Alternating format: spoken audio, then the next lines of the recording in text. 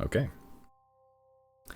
Last we left off, uh, having spent the night in the Golden Gala, waking up in various levels of drunkenness or company, you exit to the immediate lobby, uh, being greeted and then having your farewells with the staff.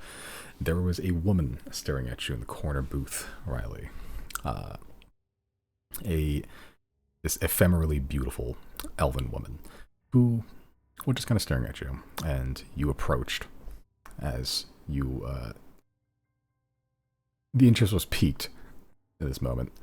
And she spoke in your mind. She seemed to know who you and your party were. And after a brief bit of conversation and interrogation, let's be honest, uh, she introduced herself as Widow or Saphir, if you just feel being casual about it. Um, Seemingly one of the members of the Gravekeepers who was here legitimately, as far as you're aware, coincidentally, uh, just on a separate, unrelated job, but speaking and having mental conversations with each other. Some information was maybe perhaps accidentally leaked to her, but given the people that you know in this world, the Gravekeepers are probably one of the better ones to keep these kind of secrets. So she seems to be aware of the current going-ons with Sylnia and this ship, the Quiet Curse. That's kind of, as Zero discovered through I believe, a scry, which the ship itself was kind of erratically flying over the Bave Shield, seemingly somewhat in like a erratic, confused manner. Um, Almost as if it's fighting for control or something like that. It's just going one direction and then another, and then stopping, and then going another direction, seemingly just kind of aimless. Uh, and as the mental conversations were happening with sending and such, and message, Widow seemed to pick up on this. Bit of conversation, but she seems to ask, and you agreed to basically have her spy on Sylnia, basically. Once her immediate business is finished, at least. She will then go and see what she can find out, what's going on down in Sylnia. After this point, you split off into your own separate activities after having spoken to Poe, who seems to needs to till midnight at least to finish his business. At which point he said he might have a side gig for you. So until that point, you all go about the city. Chris going to the Gemstone Center, Riley going to a completely different location in the Gemstone Center, and Zero wanting to do their own thing, go to the Gemstone Center. You all walk 20 feet away from each other on your own tasks.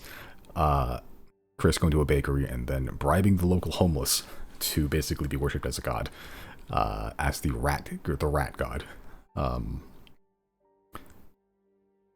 Riley having an excursion with some guards, while on functionally what is a date, I suppose, with Zia, which led to the capture of Chris being legitimately this time falsely framed for crimes he did not commit. At which point Riley broke him out, or Chris broke himself out with his use of time stop and teleportation. But Riley, you were there for moral support, having met the quote-unquote police chief Maximilian Mose. Chris, while in time stop, you noticed the moon was behaving a little strangely in time stop. You've seen this once before, where it was kind of vibrating in place, almost as if it's trying to go somewhere, but it can't, locked in this specific point in time and space. There are beginning to emerge, at least in your view, during the stopped time, cracks forming over the surface of the moon. Across the whole surface, this is one large fault line that begin to splinter off into tiny, smaller cracks. If a similar fault line occurred on the planet, it would be planet-wide, like halfway across the world. This would be, it's a giant crack, huge crack across the moon. But you're still in the alleyway after immediately escaping the cops, having not been able to tell anyone about this yet. Riley, you're going to report the local police chief to the police. Zero, you've had quite a sting of burglaries. Successful ones. Almost too successful, seemingly. With the three roguish heads put together, there is no coin purse, no safe, no hidden money like piggy bank under the bed that is safe from your grubby little mitts. So your sting of burglaries was extremely successful, but also has not gone unnoticed. Hence leading to the rest of Chris.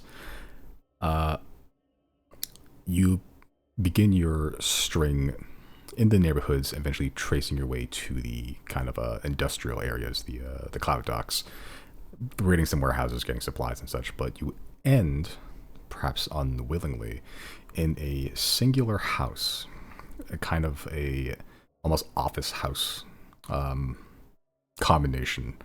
Kind of break-in looks the same, but as you're kind of investigating more, you're just kind of passively looking for stuff. You begin to notice some irregularities. There's just a blank piece of paper that seems innocuous enough, but there's just something about the room that kind of tips you off that there's something more here.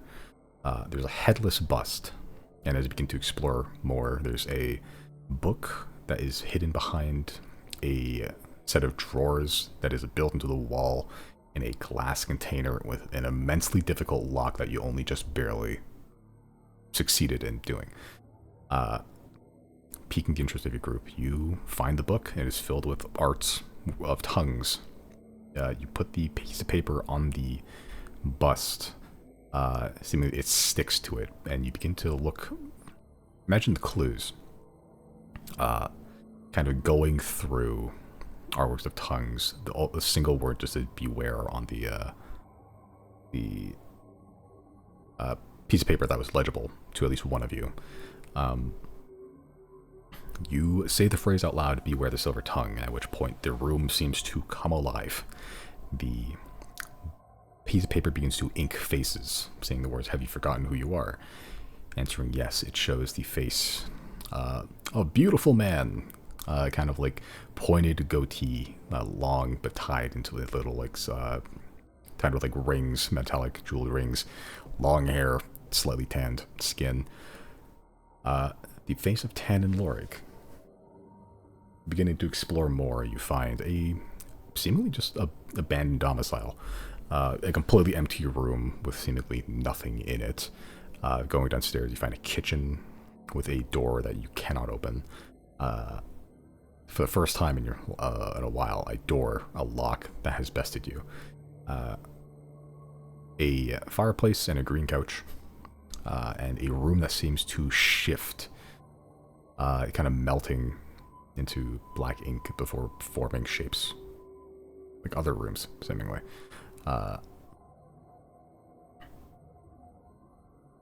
But trying the lock a few times, you seem to have gotten the attention of something. Some presence seems to know you're here, and that feeling creeps into your psyche enough that you just want to leave as fast as possible. Leaving the fastest way you know, magically teleporting out. Something knocks you out of that spell. Not quite out, but off. A different location as you find yourself in a completely lightless void with your compatriots there. And as smiling mouths begin to surround you, the tongues stick out. You just hear the words in a cacophony of voices, both male, female, somewhere between, low, high, a perfect simultaneous chorus of every voice on the spectrum. Conversation. That is where we pick up.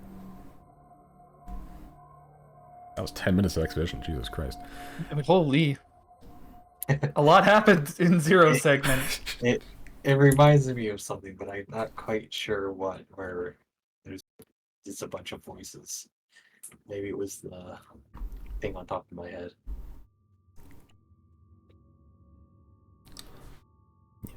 for the gamers in chat,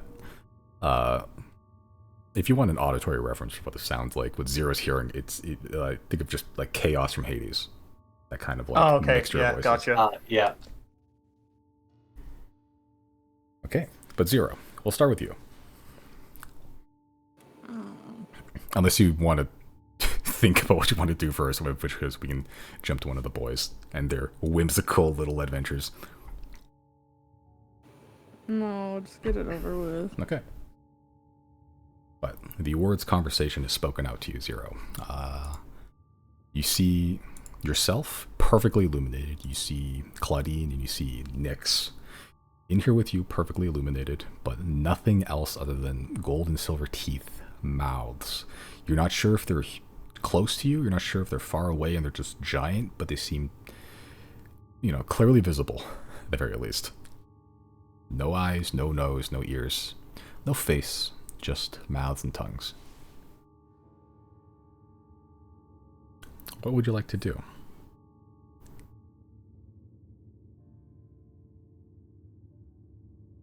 I will.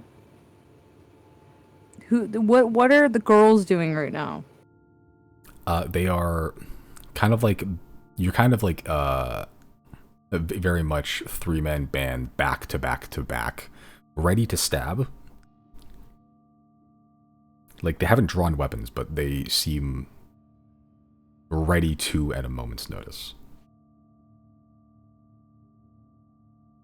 I'm going to speak out to the thing that has us here, and I'm just going to say, this is between you and I.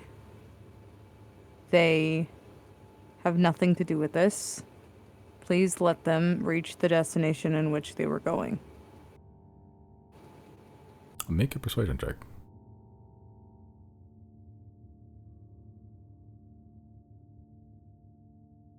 Hold on, I have to open my stuff. It wasn't open yet. My brother. Shouldn't need to open mine too. Open your stuff. You gotta go to the journal and get your character sheet. Open your stuff. Oh. Yeah, stuff opened. Okay. As you're kind of here, you're looking at the mouths, and the mouths aren't even really emoting. Some of them are kind of smiling. Some of them are kind of, sticking their tongues out. Some are frowning. But they're not actually moving. Or at least they're not speaking. Yet you hear voices regardless. Just kind of ephemeral and just directionless. From everywhere at all once. You just hear very simply, "No. Not yet. Conversation."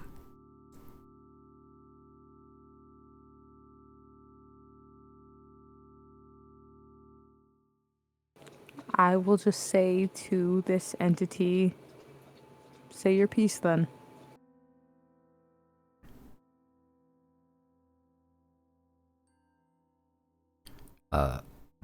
You kind of see a shape in the distance.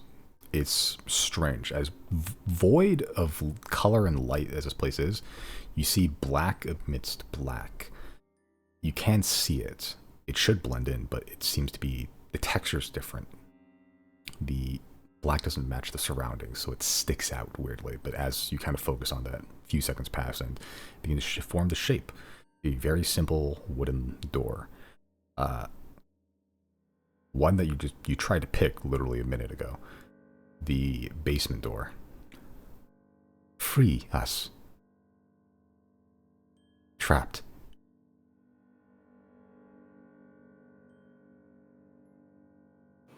Who is us? We are us. Trapped us. Here. Basement. It's dark. Who trapped you? Liar. Liar. Tricked us.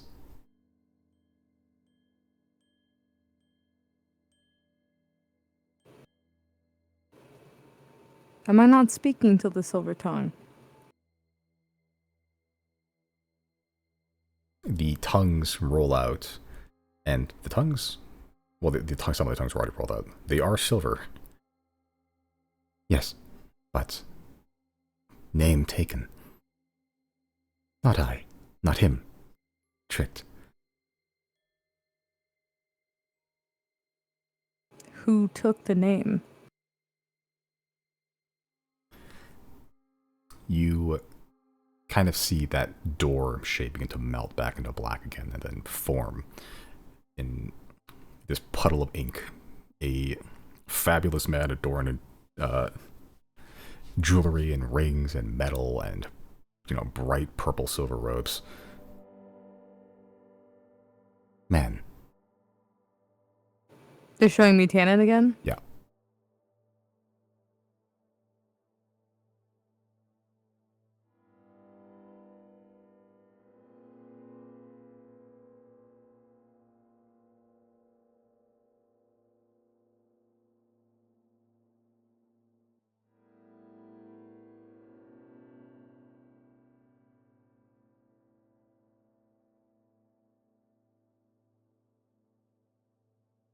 What would you like to do? Or say?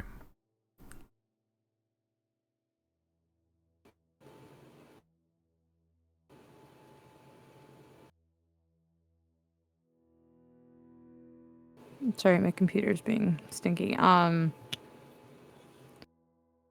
just going to say, with a name and seemingly reputation, such as somebody called a Silver Tongue, how am I supposed to believe you?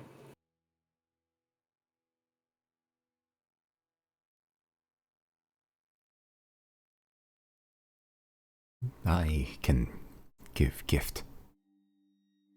Man protects his thoughts. Tricks everything. I know his tricks now. I can let you see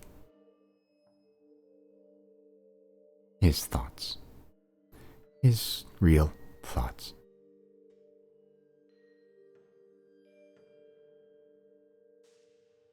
Do you know the origin of this man? Is he of godly nature? Is he from a different place?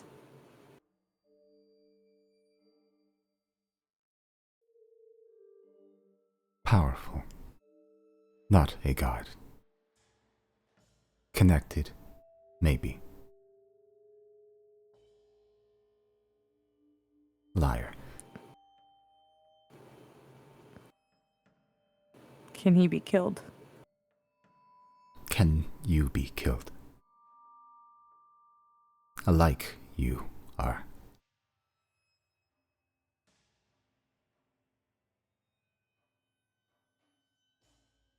What gift will you give me if I free you?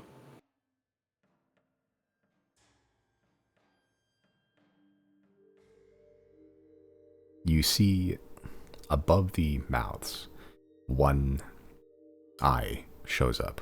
A familiar eye, a silver eye, ringed with gold. A almost identical eye to the one attached to your hip. She sees much. Cannot see through lies. I can see through lies.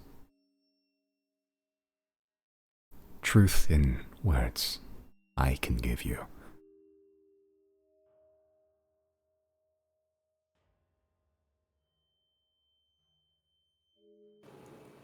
Why am I not able to feel Elena when I'm here? What is this place?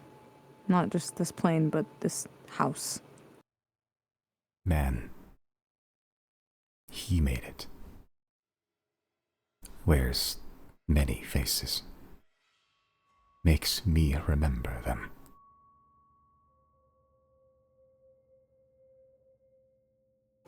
Are you what makes the house function the way it does? Back upstairs with the paper. Was I speaking to you? Some of us. The faces he wants to remember.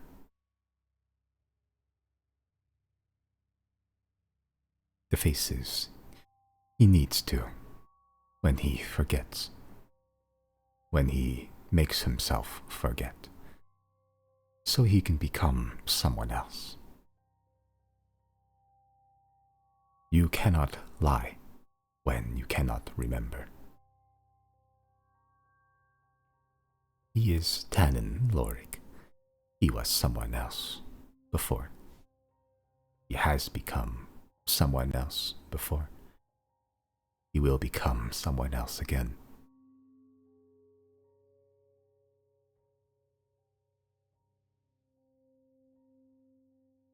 I know it's pointless, because whatever this is probably like god levels of deceptive, and also my wisdom is low. Can I just try to roll one inside track at all? Sure. Yeah. Hard to read. You're stupid. Shut up.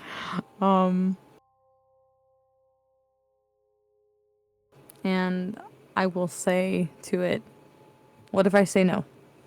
No conversation. No letting you out. Then what? Conversations already being had. If you say no, that's okay. But I will be trapped forever. He hurts me, you know. When I don't remember for him.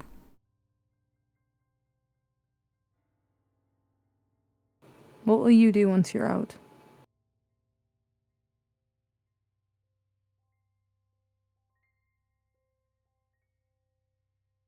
Travel, I think. One of us will. The rest we don't know. We have been here long.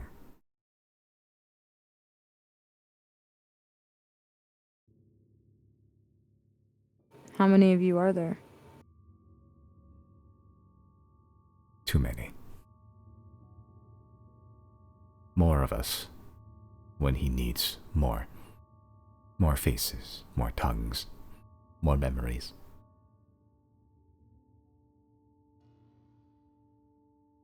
A chest full of toys. Put away and taken out whenever he wishes. If I set you free, how much longer is he going to be of use to me until he realizes what we've done? Will it be immediate? Will we have time to intercept him?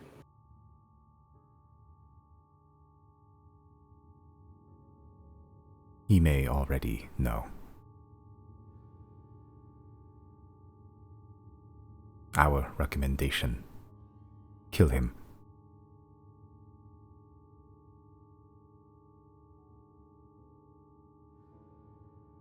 I'm gonna turn to Claudine and Nyx.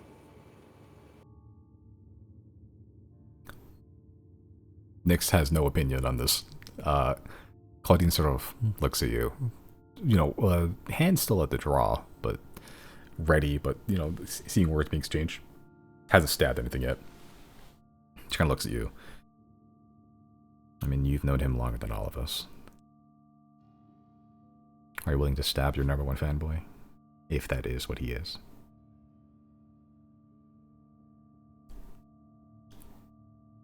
I'll stab almost anyone. So, it's not really the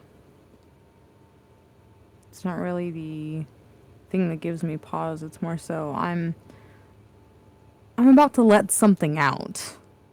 That's what seems to be the task at hand here. I have to let something out. On one hand, the world might be ending very soon, and maybe this will be of little consequence in hindsight. On the other hand, this could also be beneficial to me right now, if this thing isn't, you know, pulling one over on me, which it very well could.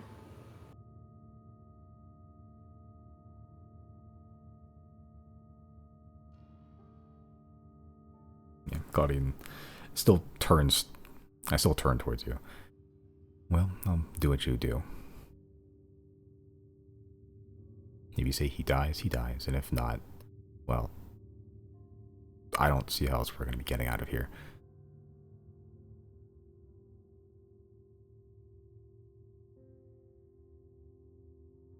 The voices kind of respond and go, Good. We can let you out if you want. Claudine goes, oh, I guess that solves that then. Now just a moral dilemma. Who do you believe?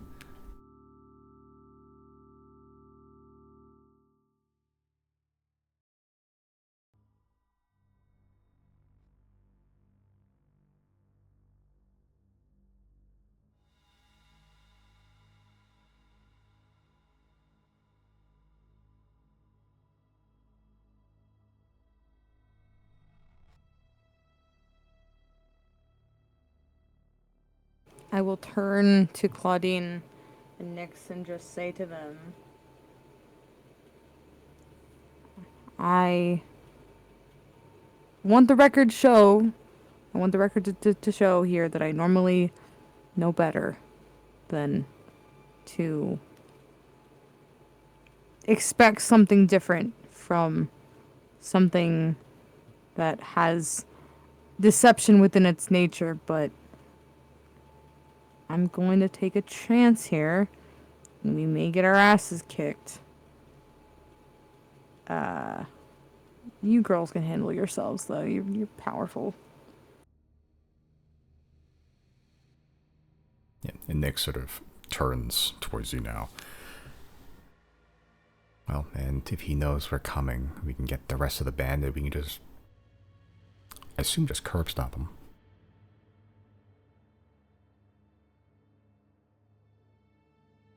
I will turn back to the darkness, the void, and I will... Is the door gone? Yeah, just Tannen standing there now. I will take a couple of steps closer to Tannen to let them know I'm accepting the deal.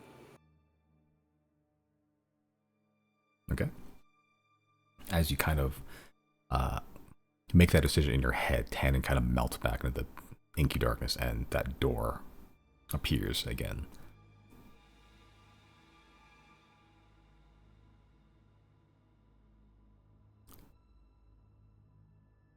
Is there a lock still? Seemingly, yeah.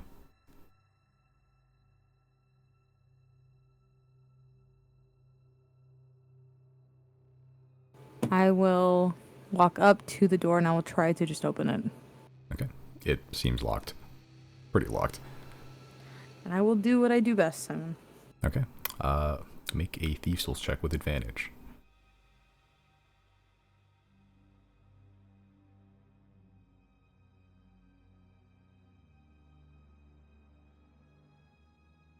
Okay. It's still that weird same lock. It has no geometry inside. Even with the... You're coming at the same door seemingly from a different angle, the opposite side. And as you're kind of feeling through, the voices, the dark, is helping you. Whatever Tannen, quote-unquote Tannen, has done to this door is still eluding you.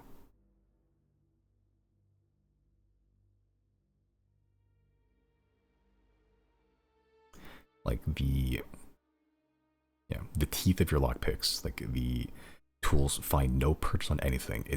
You're not going through a lock, you're going through places. Like you feel sand at some point, water, you feel nothing, you feel like mist. It's weird.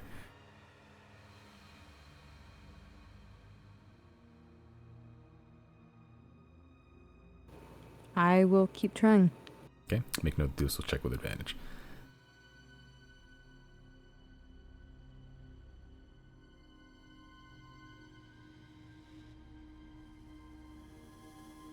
Okay. Still the same thing. And as you're kind of going through the, like, trying to find anything to find any purchase, you're understanding that you're not even sure how you can open this lock because there is no literal lock on the inside. Thieves' tools checks, they worked before on the thing, but as you're kind of going through these, the same similar motions to any lock you pick, you're not entirely sure what actually is locking this door, now that you're thinking about it. Perhaps you just brute forced through sheer skill the other one, and maybe there's some other mechanism that you haven't like understood the rules in this realm yet. You can keep trying if you like.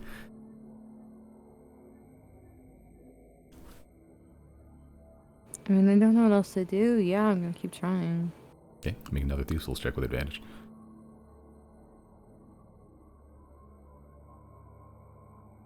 Okay, still trying. Still going through. Yeah, and as you're just going through the realms and everything that is within this lock, you find something. You actually hit something solid for once. You're not just feeling feelings in front of the lock, you're feeling something physically find purchase. And you're trying to pick it. You're trying to unlock whatever this is. You just hear the voice that is like, you feel almost like you don't see it, but you feel dark hands kind of guiding your attempts to pick this door. It's kind of a weird feeling. It doesn't feel like anything, but you can feel like subtle forces on your hands, like subtly guiding you through this thing. But once it finds purchase on something, the hands kind of back away, and you just hear from the voices, from the mouths behind you, wrong, run. And before you have a chance to respond or anything, you suddenly find yourself in a bright space. Very briefly, then it's dark again, and then you find yourself back in that warehouse. The one you're initially trying to attempt to teleport to. With you and your compatriots. And seemingly nothing else other than what you would expect in a warehouse. The exact same crates that you broke into already, too. Like, hardtack and wood all taken.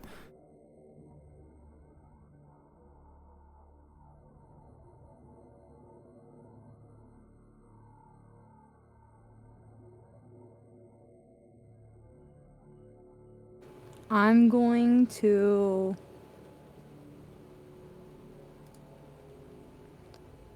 use the sending stones to send to, sorry, the relaying rocks to send to Riley and Chris. And I'm just going to say, hey, how attached are we to Tan and Laura? Because I think I have to fucking kill him. I'll respond. Well, I don't know. I've always had this weird feeling about him, but, you know, he seems nice.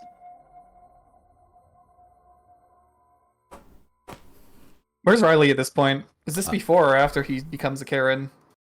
This would probably be... We'll save her time-wise. This is, like, more or less immediately after the whole kerfuffle with Chief Maximilian Mose. And you're on the way to the other guardhouse to report the guard to the guardhouse. Okay. Also, with my response, I'll also... Is this after I do the time stop? We'll say this is more or less immediately after, yes. Okay. Let's say, also, there's a crack in the moon. Riley, you get two very unsettling messages back to back. I see you're both having a normal one. Zero. I assume you're responsible for the guard uprising. Maybe lay low? Chris. What the fuck does that mean?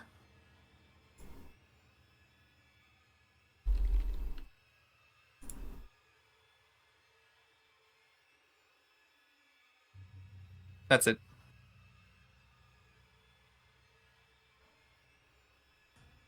Okay.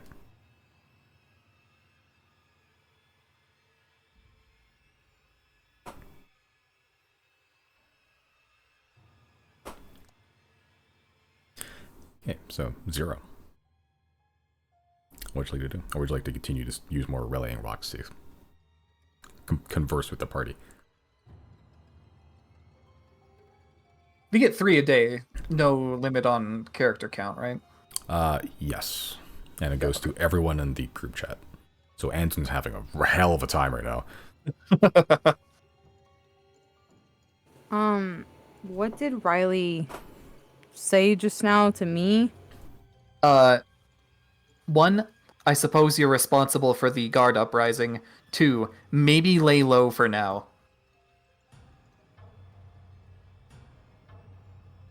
I will send back to Riley and be like, that's very possible. However, I think we are on a time crunch. I don't think there's any laying low. I think whatever's happening is happening right now. I'm at the docks. Where am I, Simon? You're basically The at docks. the cloud In a docks. fucking... The docks? The cloud docks. Oh, The cloud like for docks, yeah. airships? Okay.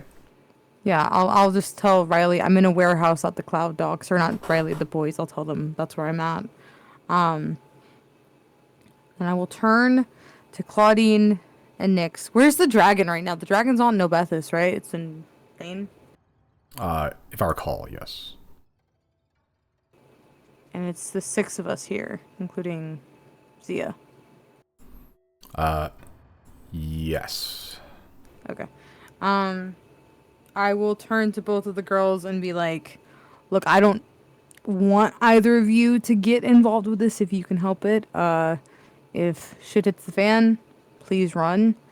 I don't know what's about to happen, but I don't think that walking away from this is an option as it currently stands. That thing told me to run, so I think something is either coming or someone's coming. It's either guards or Tannen. Either way, if shit gets nasty, please just run. I hope the boys are on their way here soon. And I think, what time of day is it? It's still daytime, right? Great question. It is, yeah, just hitting, I'll say the cusp of it. It's 3 o'clock right now in the afternoon. Am I able to respond to Zero's last message? Yeah. Okay, I'll say, is Tannen there with you right now? Is he coming? What's happening with Tannen? Do you want me to summon him?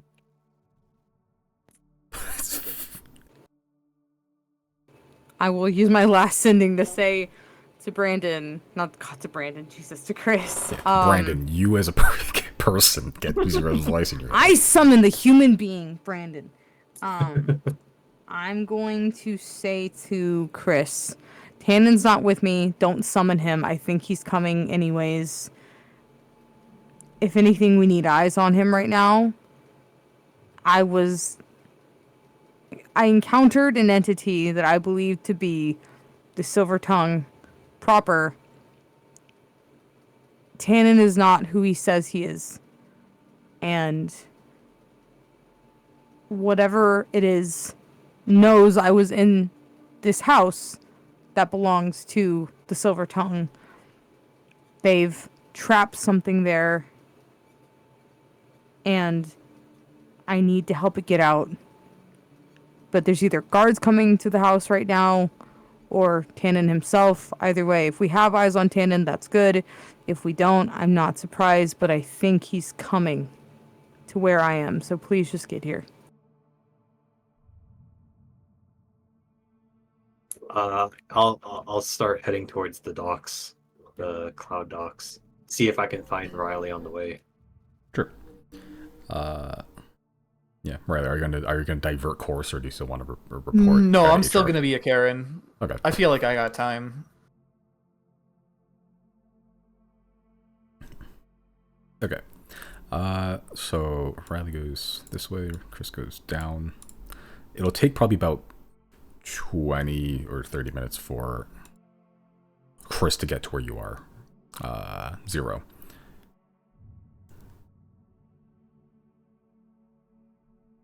Yeah, but Riley for a moment is nowhere to be found because Riley's going to the guardhouse.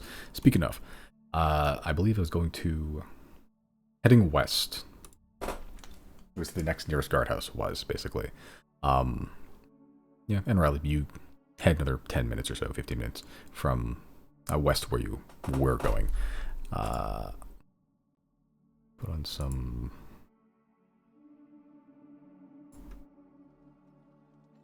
Can I also keep an eye out for Tannen as well? Yeah. Make your step check.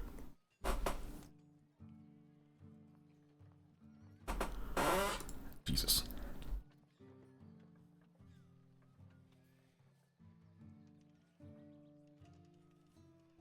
Okay.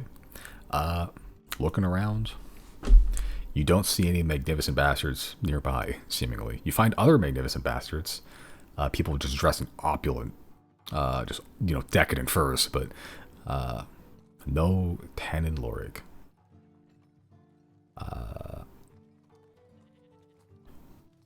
Okay. But Riley, eventually you do find a guardhouse. It doesn't seem to be marked or labeled or anything other than the guard standing outside. It looks more or less identical to the one you were before, just kind of like a door that's made of like iron bars, kind of just barring like the inner room from the rest of the city, basically. Knock, knock. Okay. As you approach the doors, the guard kind of stops you. Can I help you? Yeah, I'm here to file a complaint about a different sector. Alright. You have to talk to my, I suppose, commanding officer. What's your name, sir? Name's Riley. Riley, okay. One moment. Kind of just enters the door, closes behind him, and then just a minute passes before you see a very lithe, lanky, like half-elven woman kind of approach, helmet off, kind of just curly orange hair. She kind of speaks to you through the bars of the door. Yes? Are you aware of one Maximilian? Yes. Your opinion on him?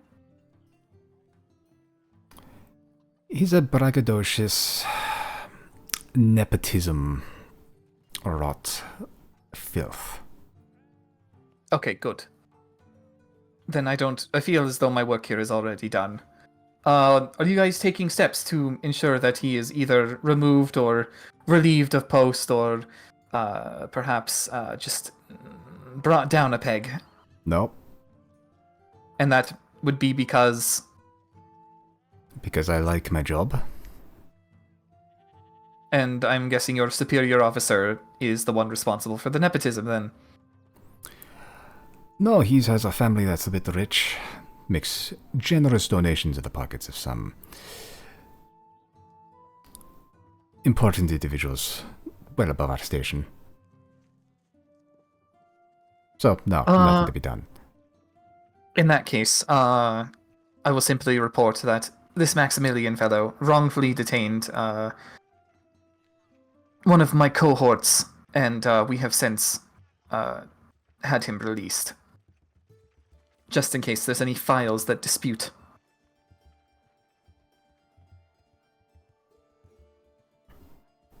Make a persuasion check. Persuasion, I'm good at that. I'm decent. No, I mean, it's still high enough. Sure doesn't like the guy, so DC wasn't really that high anyway. You had to roll real low. But she kind of turns to one of the guards. Do you have any reports of those arresting someone recently? You kind of hear a voice that you don't really see. Yes, one rat guy. And the officer seems to just go, right, see that fire? Toss it in there. That's where it belongs. And she kind of turns towards you, Riley. I want to make sure that the other guardhouse is around here. Ignore his doings. We mostly do anyway. Okay, that's great news for me. And for this entire city, really. Well, if you're willing to make a generous donation like Moses' family is, that would be quite welcome. Would that go towards? Well, upkeeping our gear, paying the boys. How much do they make already? Anyway, between a couple silver a day. Depends, honestly, how good they are. How much silver do I have on me? Yeah, alright. I will give 50 copper and 50 silver. Sure. Yeah, he's gonna hand it through the bars of the door. She kind of takes it. Donation's much appreciated. So, pay for a hefty sum up there. Sort of bonus incentives.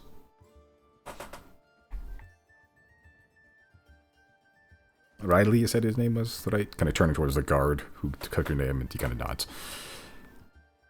Sounds familiar. Riley will switch to Elven and say, Rexiad Winley, and you know how it is with us. She kind of goes, no, not really. Wait, he'll still in Elvish. You don't speak Elvish, then? Enough to say I don't speak Elvish. Okay, fair enough. Back to common.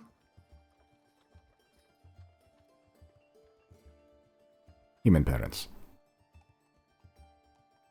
Adopted, then. That's interesting. Oh, divorced. I didn't have a father growing up, so I get it. Well, we turned out fine, so... Thanks for reporting the man, but... Well, unless you have friends high up, not much to be done about that. Well, we'll revisit the topic then. With any luck, my meddling here is of minimum impact. But that is one situation where I would like to have that seriously considered and perhaps dealt with. For now, though, I'll leave it be. Yeah, that's what most of us does, but... all we can do, so... Well... keep your nose clean. See anything suspicious? Report to any guardhouse that isn't his. Ah, yes, actually about that. I would say be on the ready to check out a situation at the Cloud Docks. Make a persuasion check.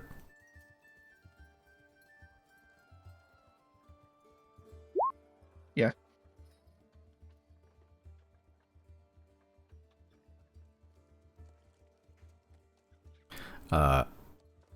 She sort of turns to one of the guys at the side, the other voice you heard that you can see before.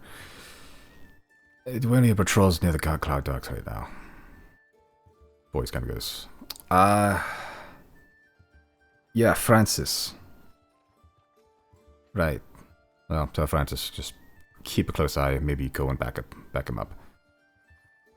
Gotcha. And you see just kind of this portly dwarvish guy just march out the door and just walk towards the Cloud Docks. That's his, Moses' jurisdiction anyway, but he's not up to the fucking job, so... No, he's busy stroking his ego doing nothing. Yep. He wants to play the big... hard-boiled detective guard captain. So he does.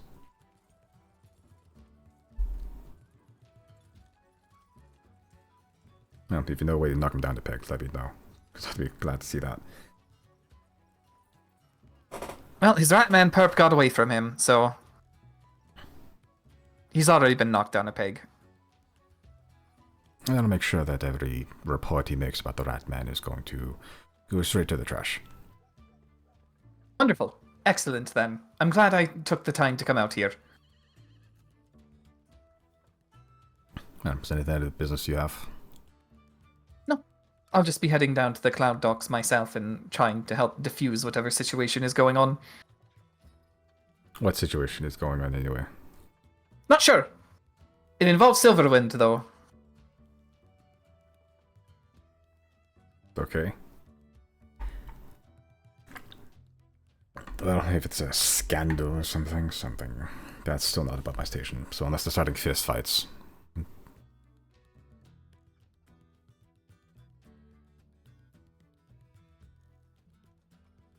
No idea. I suppose I'll see this Francis over there. Yeah, just look for the fat dwarf.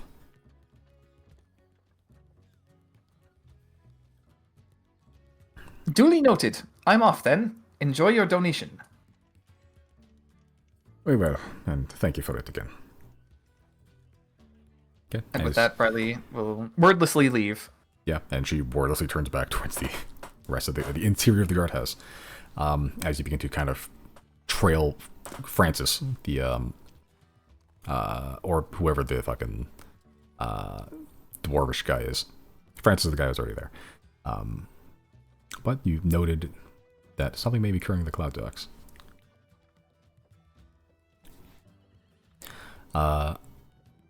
Okay, but while that's happening, eventually, Chris, you find where Zero is, kind of huddled in a warehouse. I mean, unless Zero moved somewhere else in that time. No, I probably would have stayed in the area. I want to leave the warehouse, but we're probably going to keep close to the shadows in case there's like a heavy guard presence around, but I'm not leaving the dock, no. Okay. Okay. So you leave the warehouse, but in the district, at the very least, as... Yeah, I mean, I would be outside the building. Like, I wouldn't have gone, like, down the street. I'm probably just we left the building and are standing in the shadows of the building or whatever. Okay, but you're not going back to the house. You're just in the district. How far was the house from the warehouse?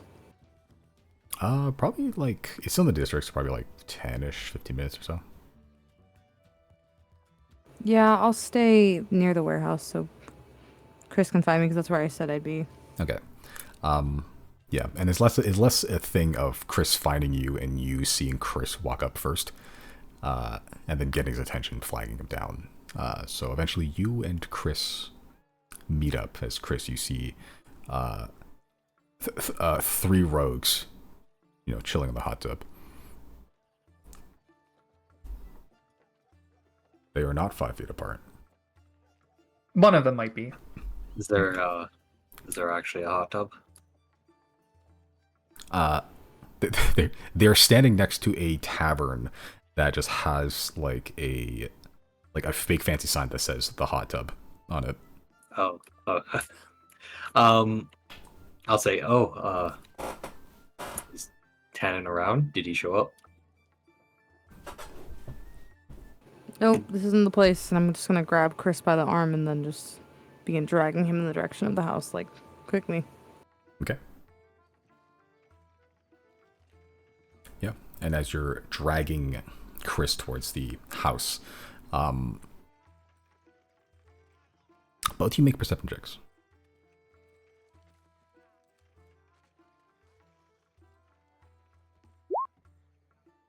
Okay.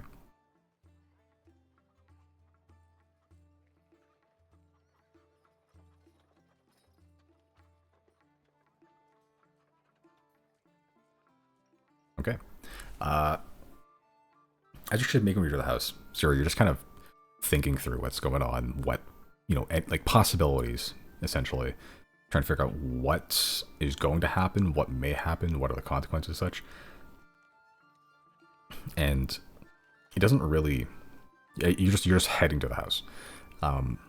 Chris, you notice a more frenzied energy kind of pick up as you begin to pick up little bits of conversation. It's going like, what's going on? Like, how'd this happen? And you begin to see a bit more guards kind of show up, and they look kind of slightly confused for a little bit, but then they start marching towards like one direction specifically. Some are running. And Zero, the closer you get to this house, the more obvious it'll be to the point you notice as well.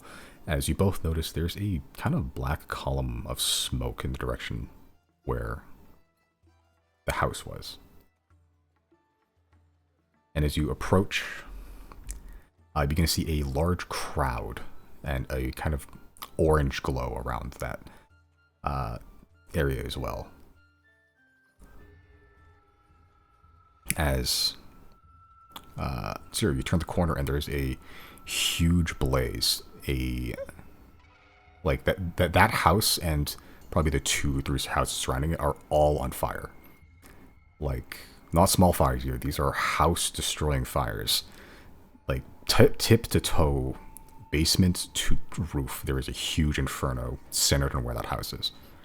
And there's just a huge crowd gathering, watching it go. And the guards are running because they're carrying, like, or some of them are carrying, like, buckets to put it out. But that's really not going to help here very much. I'll ask Zero, is that where you came from? Did you do that? I'm just gonna say to Chris, that was a place, but I didn't do that. He's getting rid of the evidence. We have to find him, like, now. Do you want me to put the fire out? No, well, sure. Yeah, let me see what I have, actually. If you hit it with enough meteors, that's technically putting it out, because there's not going to be a fucking house left. You know what? Yeah, he's, like, fireproof, and I'm fire resistant. Fuck it, can we just go up to the house? We go inside? Can we run in like Spider-Man? No, I'm so dead ass. Like, Claudine and Nyx can stay out here. I'm gonna grab Chris and we're just gonna start running towards the house. If you want to try, yeah. How fucked up does the house already look? Like, is it like falling to like in on like caving in on itself already, or is it just up in flames? Make an investigation check to just quickly find structural integrity. Okay. The house looks like it's been burning for a little bit already. For the house to get, for the inferno to get this bad, and the houses next to it are already beginning to catch like well, and the guards are with what tools they have aren't gonna be able to put it out very well. They've already begun, like, some of them have like halberds and axes. They're carving out sections of the house to keep it from spreading as much as they can. Like, they're literally chopping through half of a house to keep it from spreading more. But the house has already been badly burnt. It's still standing. For how long? Not very. You can rush in, but you maybe have a couple minutes, if that, before the house begins to collapse. Then you'll be in a collapsing building, which is less good.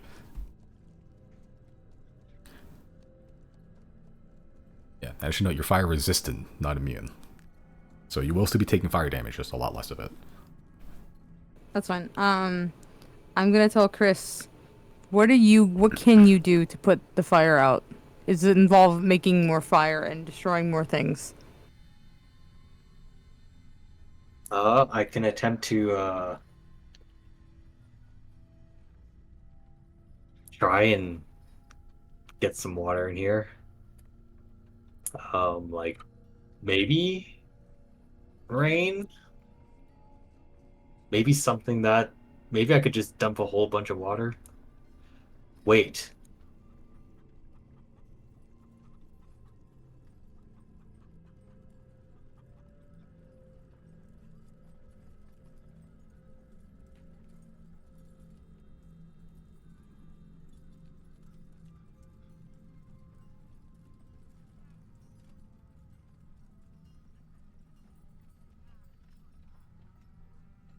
I wonder how quickly I could do this. I would know of like a water plane, right? Riley has spoken of it, right? Given your conjuration words, I'd say you basically know like the basics of like the elemental, the basics of like planar travel at this level. or there's not the planar travel, like some of the planes at the very least. The basic ones would be like the elemental planes. You probably know the Feywild and the Shadowfell. But the outer planes are weird. You know a couple of them maybe, but the inner planes, which the elemental planes would be in, you'd probably know those. I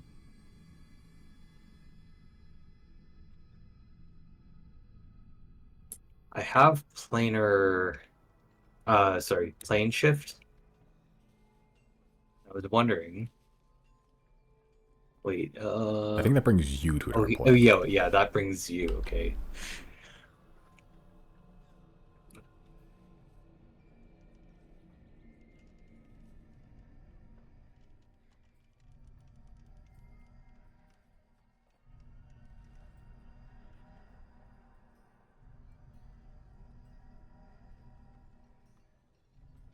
I need to see a bestiary, I think. Okay. Are there any fiends that produce water? Fiends. Let's see. I have to readjust my.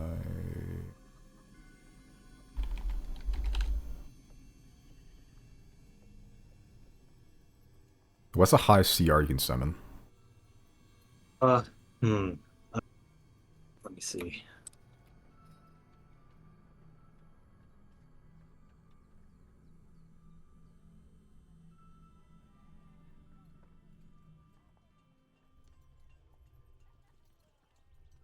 I don't know what it says. Like, I don't know if it says on my spell sheet.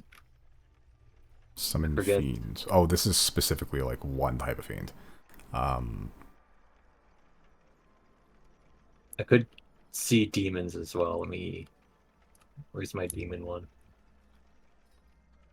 You have summon greater demon. I think at level 4.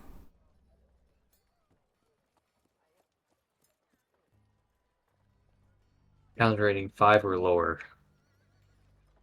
5 or lower. High levels. Yeah, but you can Challenge rating you, increases. Yeah, you can cast at a higher level if you'd like to. Let me see here. I feel like there was a couple.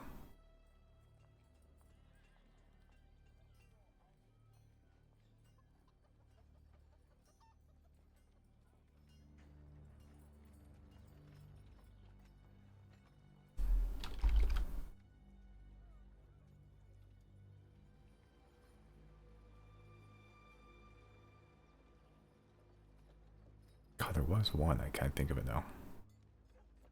Make an Arcana check real quick though.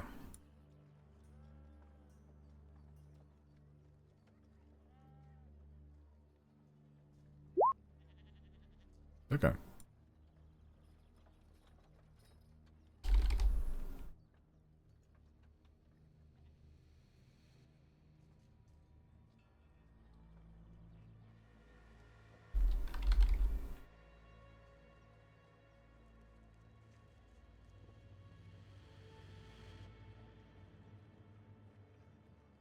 Yeah, I'll say that there is a subsect. They're not technically demons, but allow you to cast it for this purpose. There are. They're not devils. They're not demons. There's something in between. They are basically fiendish mercenaries called Yugoloths. Oh yeah. There are different types of Yugoloths. Like a Yugoloth is just like demon or devil, like that same classification. I think it's like summon fiend is you can choose one of the 3. I think devil. Yeah, but that's one specific one specific stat block though. But if you want to use for summon demon, I'll allow you to summon demon if you can cast. Actually, you can use that at level 4. Actually, there's one called a Merenoloth, which is basically like the ferryman. Basically, that has some connotations with water. Maybe able to control it a little bit, but you're also gonna be summoning a demon in the middle of the crowded city. So there's that too. I'll turn to 0.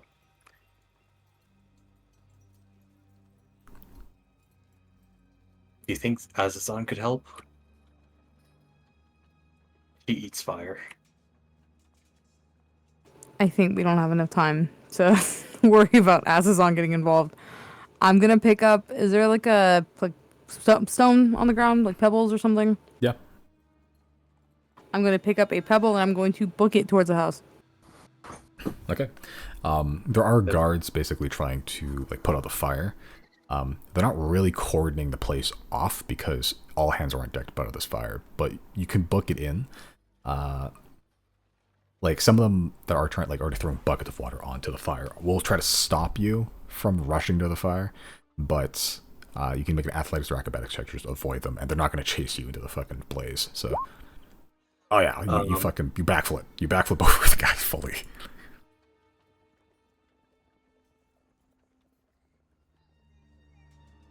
Could I try something? Would you like to try?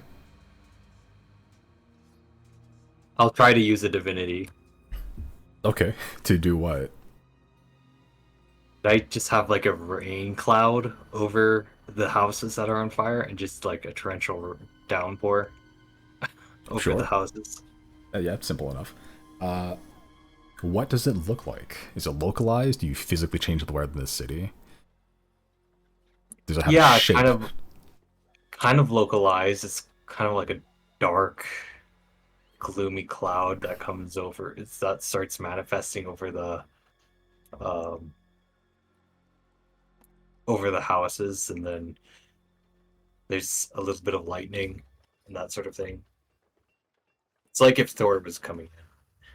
Okay, but it doesn't look weird, does it? It just looks like rain. It's up to you. It's not going to change. Yeah, it just kind of looks like the weather just changed pretty quickly. Okay. Yeah, as Zero, you rush in like flames are already engulfing you. I'll say rolling d6s. Let's say 3d6. You take 10 halves, so 5 fire damage. Okay, I'll say you have maybe a couple rounds of full flames before the rain starts actually doing work, as it still takes a little bit of rain to actually put out a fire this large. As Chris, you begin to basically just channel your own divinity. You kind of tap into this network of chaos, this frayed web of interconnected possibility.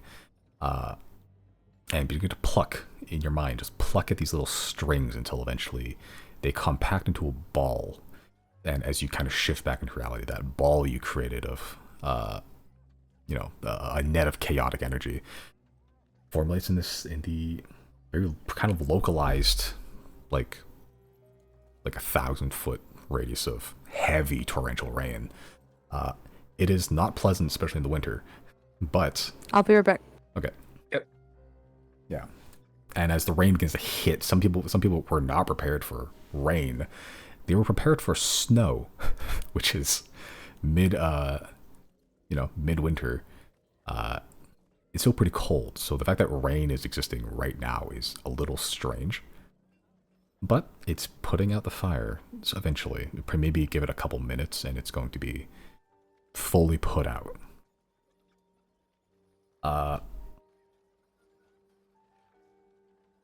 Chris, just make it is slightly strange how it is raining in the winter when it's like cold. So it is off, but give me roll d20. Okay. Yeah. This act of divinity is not attributed to you, or like not that anyone knew it was you anyway. But you see some people going like, rain in this weather, this time of year. And you see people like being to praise Ebel, basically, like flame, and like the god of storms comes to save the day, basically.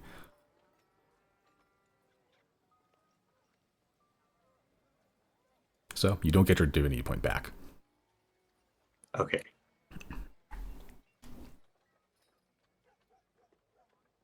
As long as it's getting put out. Yeah. So it's not quite safe yet, but you can rush in if you want to, and over the next like minute or two, it'll go out. I think I will go in Okay. just as it's burning. I was gonna say you can try and make it athletics or acrobatics check, but you can just misty step and get past the guards anyway. Yeah, I'll do that. Okay. As you walk up and like the guards, they just saw Zero rush into the flames, and they go, "What the fuck?" And they turn to you rushing into the flames, and they're about to say something, and you just disappear. You disappear into the flames. So you're in there, and it's totally fine. It's balmy. You see Zero slowly roasting. The two girls are not rushing in ahead of you. Nyx could, she just doesn't want to. But Misty is... Yep. Okay, but Riley, what you doing? That's me. You head into the Cloud Docks. That's what I'm doing. Okay, and as you're heading there, you see that guard you're kind of dealing. Another guard kind of rushes up to him. They say something. And then that guard begins to, as fast as his stubby little dwarven legs can go, run at him. I will attempt to stop the dwarf and be like, are you Francis? What? No, Francis is... that was Francis. He looks at this lanky human that just walked up to him and talked to him. Right, I'm gonna go talk to Francis. Yeah, Francis is running towards the direction right now. But you can catch up to him. Yeah. I'll ask, hey, what was that? I thought we wanted people here at the Cloud Docks. Did something happen? Yeah, in the Cloud Docks. There's a house fire. Don't worry about it. We're taking care of it. House fire. Okay. So nothing happening here then? Unless you want to not count the house fire, I suppose not. Anyway, I have to go put it out now. Right. Riley will attempt to help with that then. Okay. Yeah. Do I actually have anything that can help with that? Let's see. Yeah, and as you're heading towards there, suddenly you get hit with this blanket of rain. It's actually a little strange as you're approaching it because it's like this circular, like, ring of rain, and it's like a sheer curtain of rain. You go from dry, immediately soaked. But the guards keep going. They keep trudging ahead. Some of them are even filling the buckets with the rain. Like they're getting buckets and just holding it out, and it's filling the buckets with rainwater. Smart. Yeah, but as you get to the epicenter, you begin to see, trail of smoke. You head that direction, and you see a crowd of people that's beginning to grow. With your passive perception, you can see Claudine and Nyx in the crowd as well. Nyx, in particular, stands out, being a pink tiefling in a sea of white people. She's saying a sea of white people? Yeah. Yeah. All right. Well, I'm gonna head to the pink in the sea of white. Yeah. As you head to the sea, you head to the pink in the sea of white. You see the whitest person you've ever seen, Claudine. Silver skin, can't get whiter than that. Yeah, but they're just staring at the house fire as you approach, and as they notice you approach, especially Claudine. She has a good passive perception. Claudine sort of looks at you, Riley.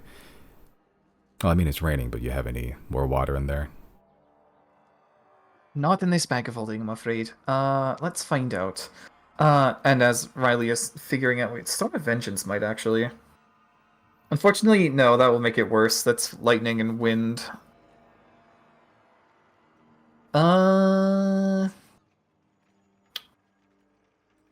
Storm Sphere is also just, yeah, it's Lightning. whirling air and lightning, so Riley can't really do... He can control water. What's the water on the ground like? A lot now, actually. Yeah? Alright. It's raining all around you, so there's no shortage of water. Unfortunately, it's freestanding water inside an area that is a cube up to 100 feet on a side. I'm guessing this is too... like, there's not enough. Even if when we're, like, ankle-deep water, that might not be enough.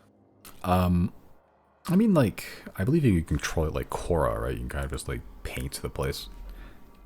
I could make it flood? That might be helpful. Yeah, I can redirect flow. And Yeah. I can whirlpool. Yeah, all of those can help, because, like, the water itself may not be deep, but if it's like 100-foot cube, you can target the entire, like, surface area of 100-foot and just conglomerate into one area. This is true. Yeah, sure. You know what? I'm gonna redirect flow. I'm going to push everything in a cube that is far away from the house towards the house. Okay. And as you begin to redirect the flow, some of the water begins to kind of just, almost like a small tidal wave begin to push and just kind of cover the bottom floor of the fires, basically. Some of the fire up top is still raging, but the bottom floor, the base of the fire is what you need to worry about. Anything that's flammable on the floor that's that's the big part. So as a moderate wave of water begins to just kind of push its way through, force its way through every nook and cranny, and just smother out the flames instantly. It helps a lot. The floor is at 0 and Chris run, actually, but I do need to go to the bathroom real quick, so you guys discuss among yourselves what you want to do or what you want to find. Be right back. Right. The tsunami in the house. Yeah. Okay, I've started recording again. You put the little small-scale tsunami into the house and put out a good portion of fires. The upper floor fires are going to take... I guess you could do other shit to reach them too, but the rain will take care of that eventually too. If anything, it's going to take even less time now. But Zero, you rush in. Chris, you rush in. You probably have like a minute or two before Riley gets here. And puts out the fire proper. So, skipping back a little bit in time,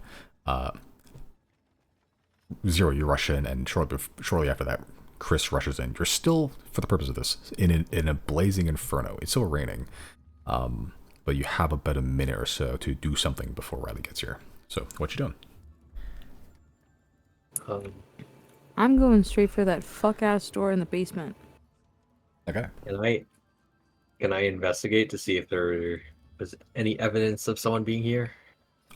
Sure, make an investigation check. Its DC's pretty high because the building's on fire, but it's not impossible. Okay. It's hard to tell. You're not sure what caused the fire to begin with. As you're kind of looking around, very leisurely, mind you. And just kind of, taking a peek what's going on. You don't really spot any signs of any intrusion. No broken windows. Not sure if the door was locked or unlocked because it was open by the time you got here. But as far as you're aware, there is no signs of any foul play. Somehow. Zero. You rush to the basement door. Oh, sorry. I was just gonna ask, does it smell like the chemicals? Like something started the fire like that way? Or does it seem like this might be started magically? You don't smell any chemicals, in the very least. So that implies to you one of two things. Either one, that the chemicals have burned off already, or the use of other magical means. Or two, it might be magic. Or it might just be, them huddled in a corner, starting a fire with, some flint and steel. Like the good old-fashioned way. Third, far less likely possibility is that this is just a weird freak accident. But you don't smell any chemicals, at the very least. No ruins, no magical, scorchings, like from a fireball or anything. It just seems to be just fire. And even if there was, the fire, you're not sure how long it's been raging either way. So any evidence may have been already burned away, if that's the case.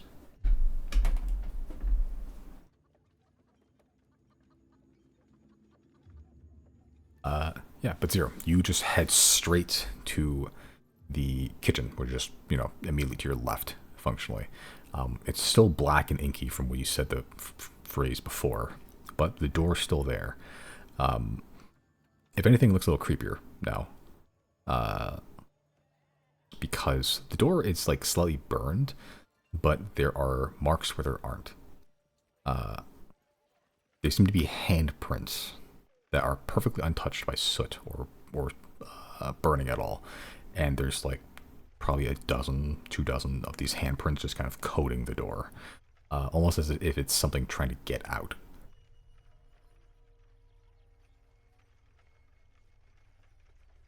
I don't remember if I tried it originally. I feel like I did. Have I tried just touching the door? Can I even put my hand over those same handprints and just say the words again, beware the silver tongue? Yeah, you try Beware the Silver Tongue, and nothing seems to happen other than the fire. Speaking of which, 8 halved forward fire damage. Okay.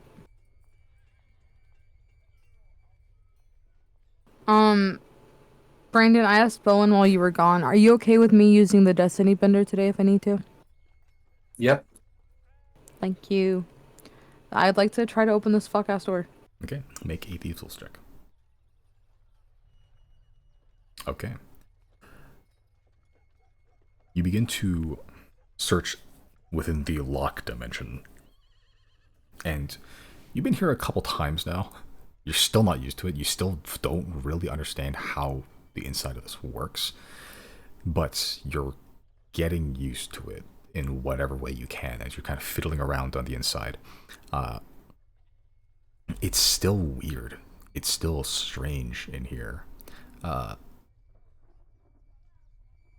You feel like you hit something. You're not entirely even sure if it's a lock, but you finally find purchase. You're navigating. It's less picking a lock, more navigating a journey. You're going through biomes, and you're trying to figure out what is the correct sequence of locations to go to unlock this lock. You feel like you got some of it down, but it's still locked. But you have new insight now, so the DC has been lowered for any subsequent subsequent attempts. Or you can just Dusty Bender and try to do it one and done. Well, I mean, all the Destiny Bender does is let me reroll, right? Yeah. How many more tries are you gonna let me have? You'll take fire damage for every time you do it. But theoretically, until I die, I can just keep rolling. Possibly, or maybe something else will happen. You're not sure what that is. Oh my god. Okay. I'm gonna roll again. Okay, make a thieves' check. Okay. Yeah. Going off your previous success, you are trying to fiddle your way through. You at some point got lost along the way. There's a dark forest in there that you weren't really expecting. You're going through sands and then dunes and then the wastelands, and then you're kind of feeling your way through, and eventually you hit a city. You kind of feel stones, cobblestones. You hear the sounds of like footfalls and like hoof print, everything, wagons bobbling across the thing. Vendors shouting their wares. You don't hear it with your ears, you hear it with your picks. Like the vibrations are just sending a signal straight through them to your hands, up your arm to your ears. It's a very strange sensation. And then finally, mercifully, you come across, after going from those journeys, wherever you started, going through those locations, you finally arrive to a city. You go through the city, and you find a door. And for once in this entire lock journey, you find something familiar. A lock, which you pick with ease. Finally, the door opens. And you also take 5 fire damage. That's 10 halved.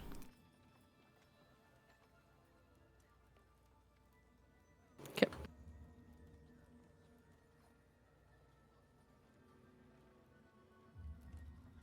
Okay.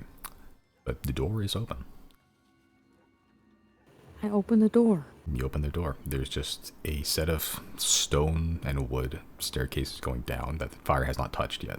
Now that the door is open, it might be going down. Though, Zero doesn't know this, but Riley's on the way to fucking put on the bottom floor anyway. But, yeah. It just looks like a regular set of stairs. I go down the stairs. You go down the stairs. You go down and you find basically nothing except a chair. A single wooden chair. It seems to be like a very cool, like kind of cellar area.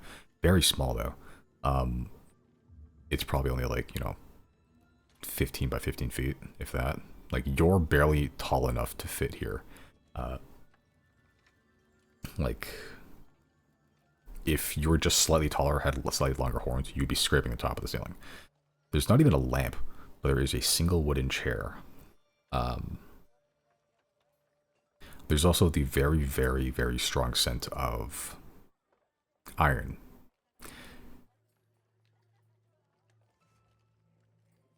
I will utter the words again, beware the silver tongue. Sure. Make a wisdom saving throw. Okay.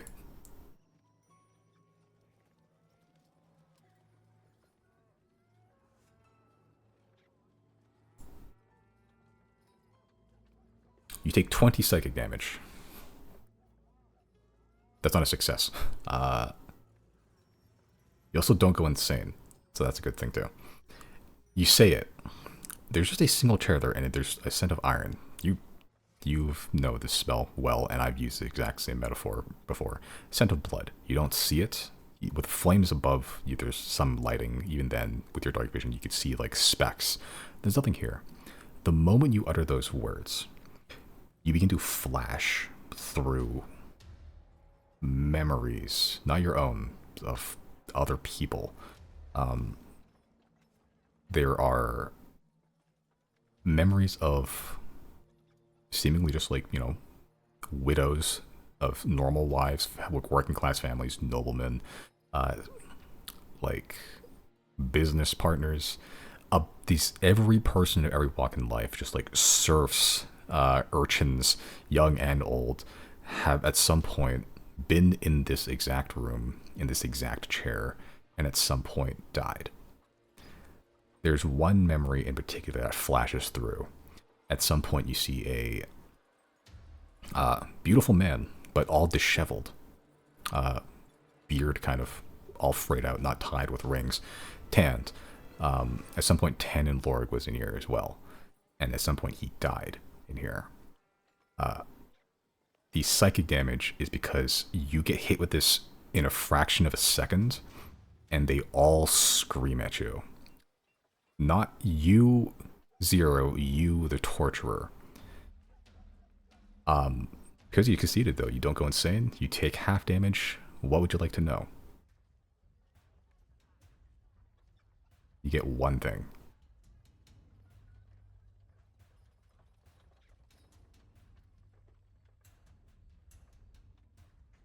What would I like to know? Yep. Who am I?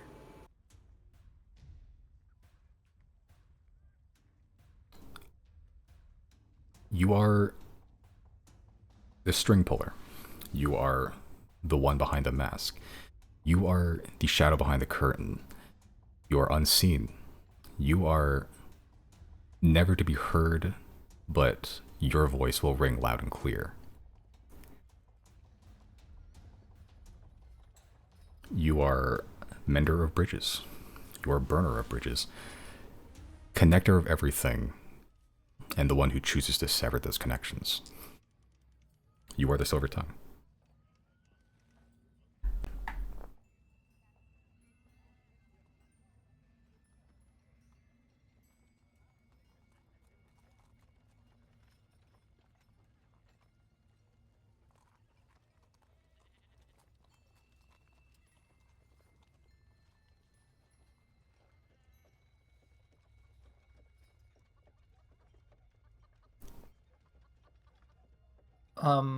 You didn't follow that up with, and then you're Zero again.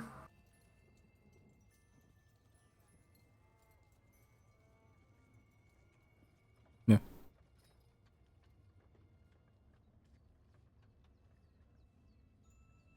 What do I see right now? After that brief fraction of like 24 people screaming at you, one of which was a very gorgeous man, you see a chair. A chair in a basement.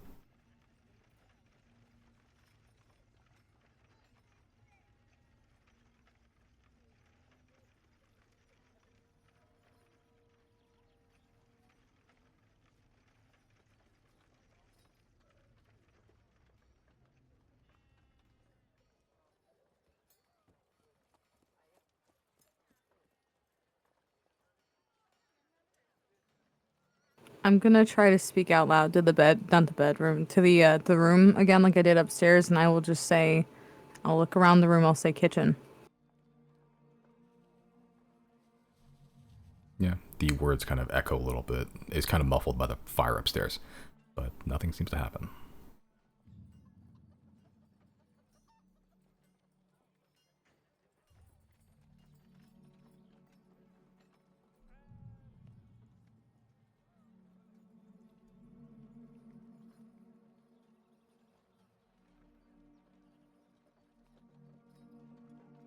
Out of character. I don't understand. I'm not talking to Simon. I'm talking to the boys. Boys, I don't understand. You think we do? No, I just mean, and like, I don't think Simon was here for this a second ago when I was like theorizing. I was like, I'm wondering now, especially if it's like the possibility of this person that's pretending to be Tannen, if this being like a changeling isn't off the table. I'm wondering if they have any involvement with the Faceless, especially considering, I don't know, after the answer I just got, the Faceless, they don't wear masks, but I remember that was one of the first things that we saw, like, with anything to do with them, is that note in the inn when we were in, I think Fairhaven, like, right before we found those, like, Yeah. trafficking victims. We had found no, the fisherman guy gave us that note, and it was like a favor basically from the Faceless, and it looked like a zero, but it was just like a head without a face, Right. and that almost reminds me of a mask in a way. But either way, I don't know what to make of this, because I was under the impression whatever this is that is pulling the strings now was not the Silver Tongue.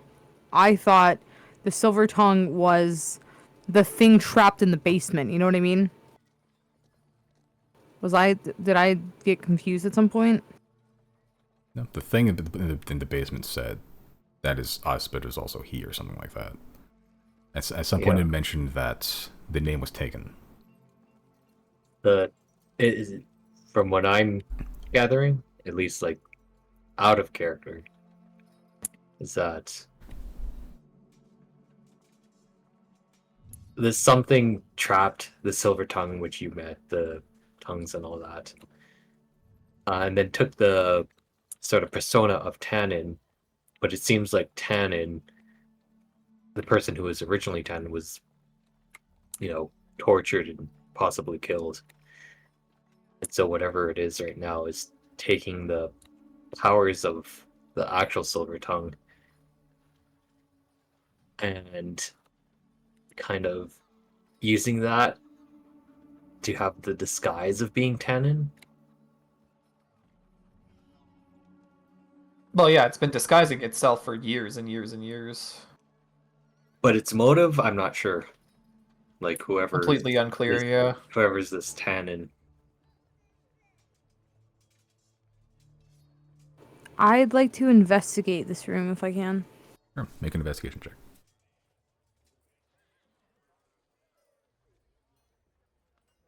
Okay. Looking for anything strange, any push stones, any like loose rocks in the cobbles. There is no blood. There is nothing here except a wooden chair, which seems to have some sort of sordid history from what those like 24 people are screaming at you about. This may be a very... Go ahead. No, go ahead. This may be a very, very bad idea. Can I sit in the chair? Sure. You sit in the chair. It's not comfortable at all. But that's about it.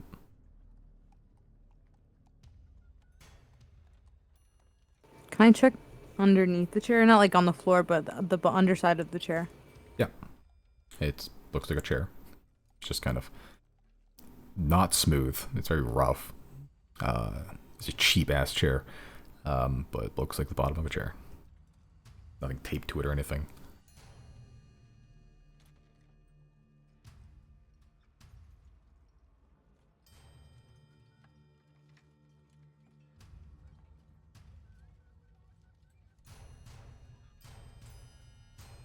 as far as you're aware, this room is, other than that weird set of visions, pretty empty.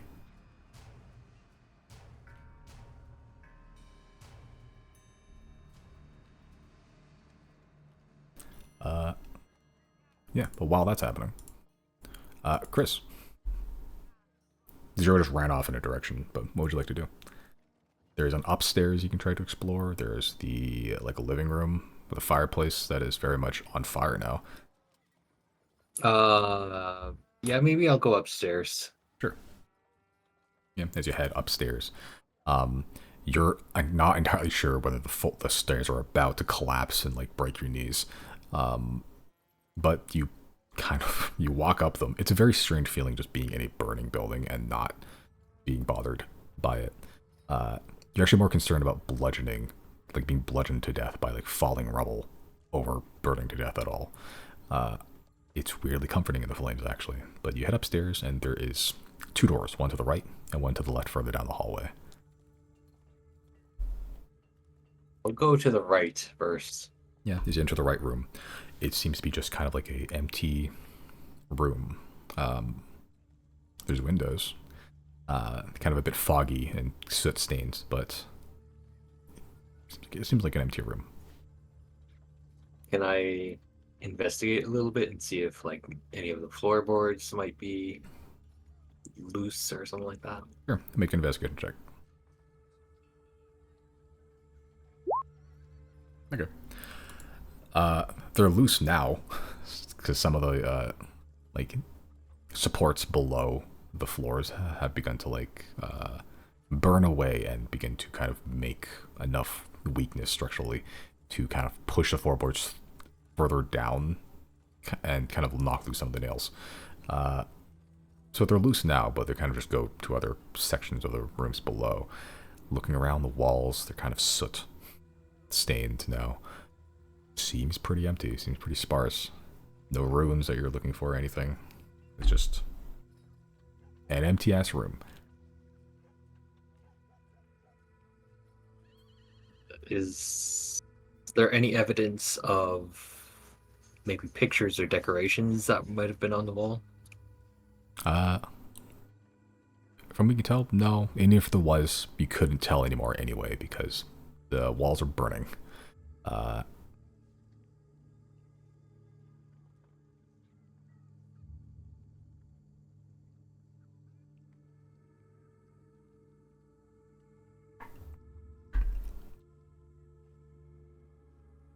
Can I try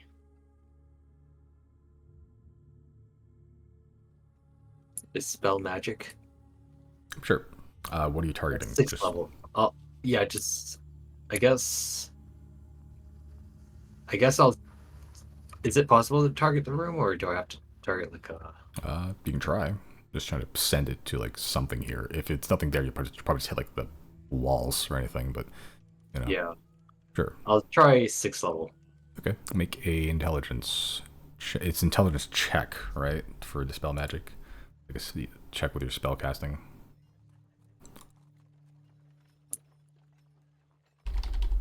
Spell Yeah. magic. You can ability check using your. Okay. Damn. Okay.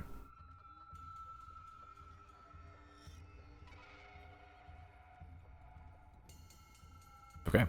You cast a spell magic at something, and there, you actually weirdly hit something.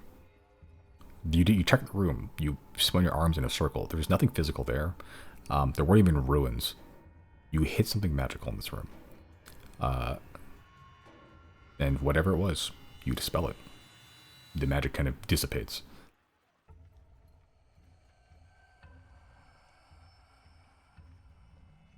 Do I see what's revealed? Nothing. It just hit something, but nothing revealed. Yeah, whatever it wasn't like an invisibility thing or something. It was just, there was an effect in this room.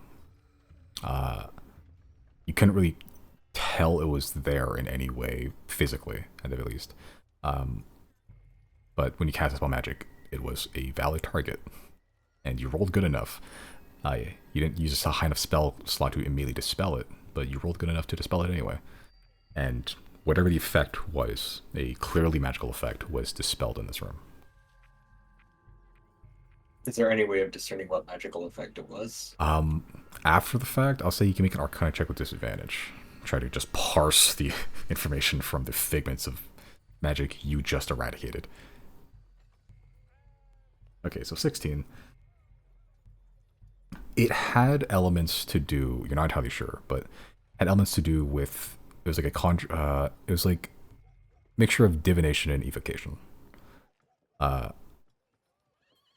Getting those two schools of magic, I'll say make an intelligence, just straight raw intelligence, to see if you can piece it together.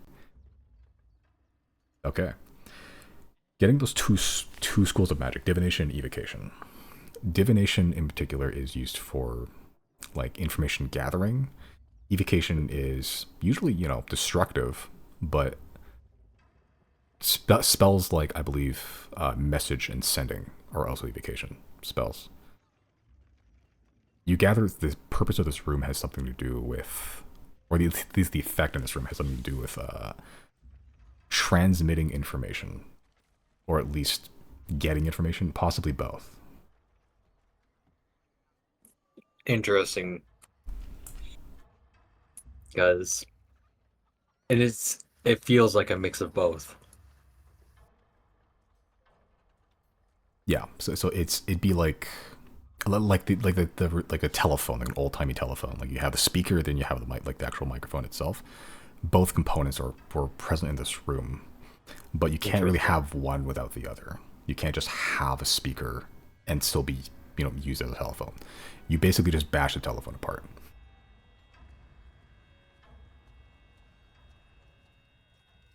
Do I know a specific spell that does this? Not a specific spell. Given that this room, you're not sure how old this room is, given the nature of like permanent spells, there's spells you cast are pretty instantaneous, and there's only like kind of a limited amount you can choose from, because those are easy to cast.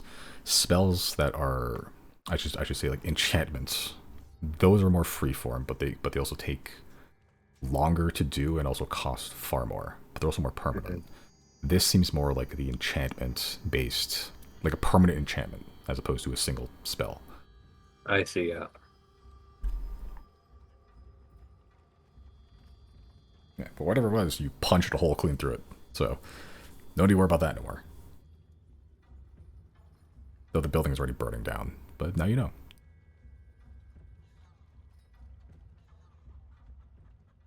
Okay, and I'll say at this point, as you're investigating, Chris and Zero, you're also in the basement, suddenly a wave of water kind of just washes the bottom floor. The heat doesn't subside, except for Zero.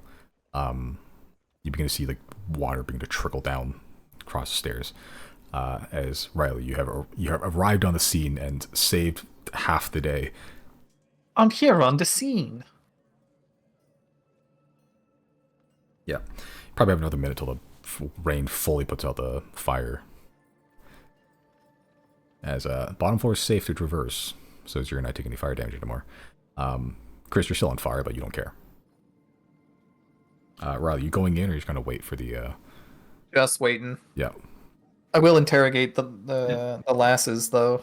This literally is. Sorry. No, go on. I was gonna say this literally is the hot tub. Oh. Yes. It's hot. There is now a tub now, for sure.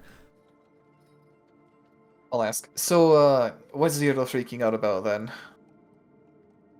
Well, Claudine kind of speaks. We got sent to a strange place after finding this here. It was kind of already off. Kind of looking at the guards, making sure that they're within earshot, and she kind of whispers to you, we were robbing stuff, but something off about this building, and we kept investigating. Nothing, just there's stuff in there that really shouldn't be in there. It wasn't just jewels. Zero found a book or something. There's like a magical bus that had someone that you guys knew, the fanboy. Nick's found like I found a room that when I spoke, nothing came out. That was kind of fun. And then Claudine goes, yeah. Also, when we tried to teleport out of there, we got sent to like a pitch black place, a bunch of tongues and mouths talking to us, and it was saying weird stuff. Tongues? Is this like the silver tongue? That's what Zero was saying a lot of in there.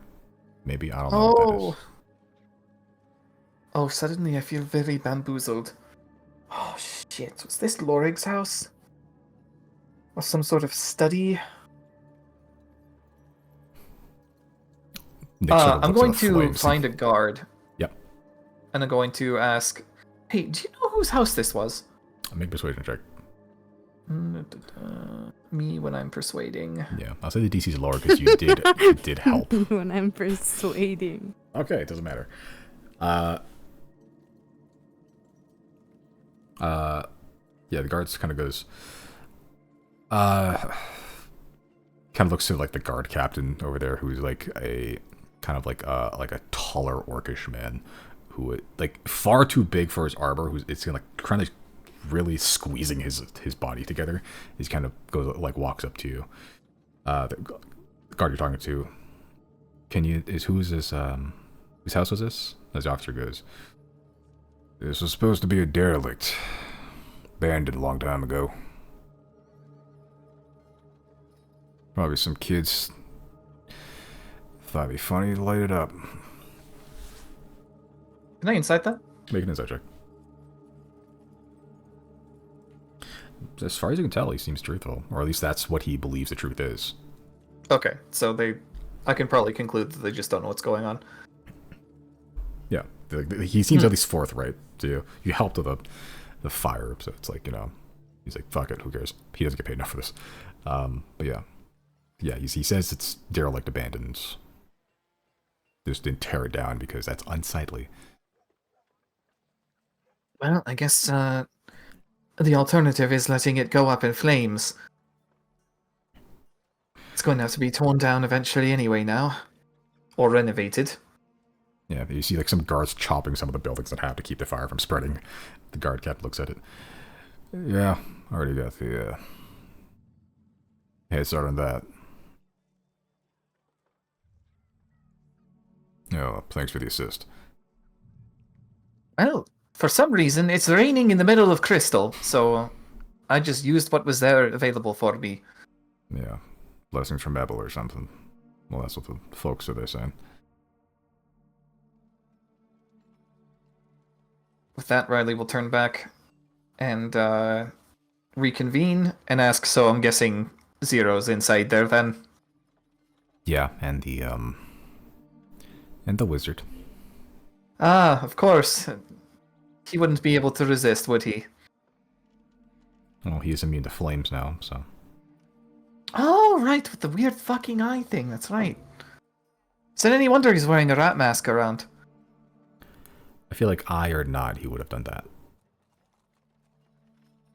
Yeah, that's fair. Okay. Any actions from Riley, or just gonna wait for the party to come out? Just gonna wait. Okay. Zero, the fire's been put up. But you're still in the basement, sitting in the chair, and looking underneath the chair. Basement seems empty.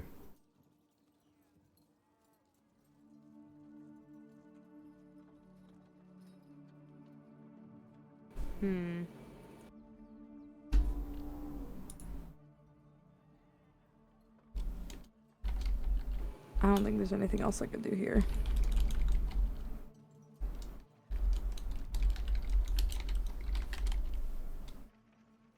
Okay, I'm just gonna leave.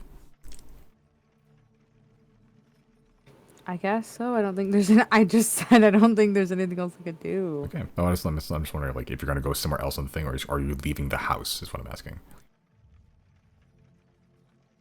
I'm gonna leave the basement. I'm gonna try to go back upstairs to the study where we first came in. Okay. Chris, are you done in this room as well? Or are you gonna explore more? In this room, Yeah, the room you punched, you smacked a telephone in. And if so, where are you going after that? I'll just kind of look around in any floorboards, like around the floor, maybe touch the wall or knock on the wall, see if anything sounds different. Okay. I'll say make another investigation check.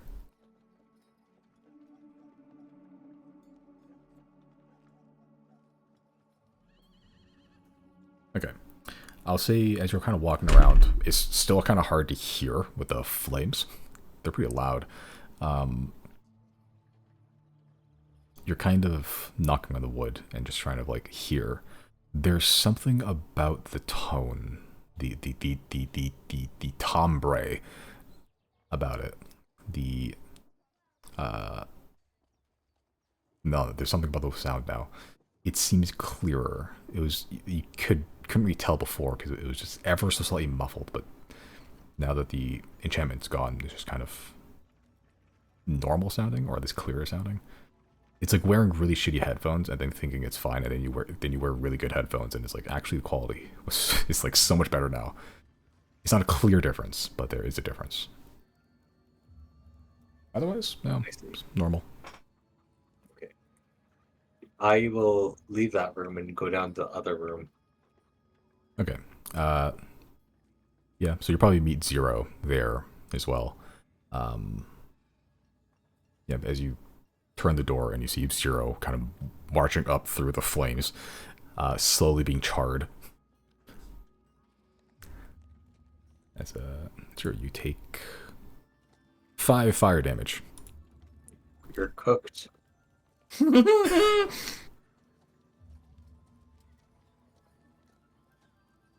I'm still up, bitch. Sorry, Brandon, that bitch wasn't for you. That bitch was for Simon.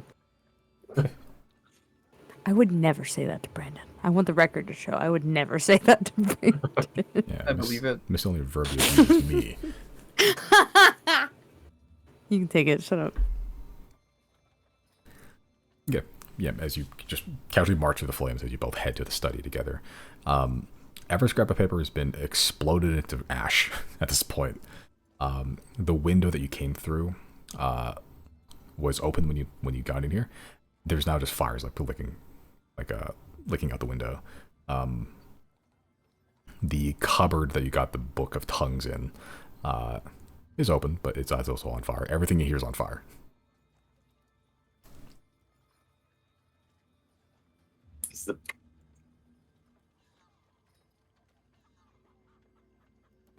I want to go up to that fuck ass podium thing again. Does it? Like, I know that you said everything's on fire. I'm gonna take fire damage anyway. Is it functioning looking still at all? Is it just all charred up and burnt? It's all charred up and burnt. The paper that was on it is either burnt to ash or it's just missing. Not sure. But it's just the stone headless bust now. I want to investigate to see if it's missing or if it's just burnt. Okay, make an investigation check. It's gonna be so double natural ones. Technically, DC is already pretty high because the difference between something being destroyed in a fire versus being taken from a fire is kind of really hard to tell in the middle of a fire. It's hard to tell, honestly. You know it's missing for sure, but you're not sure whether that's because it was taken or because it was destroyed. You just know that it's not here. It could be just fucking ash on the floor for all you know, and just scattered waywardly throughout the room.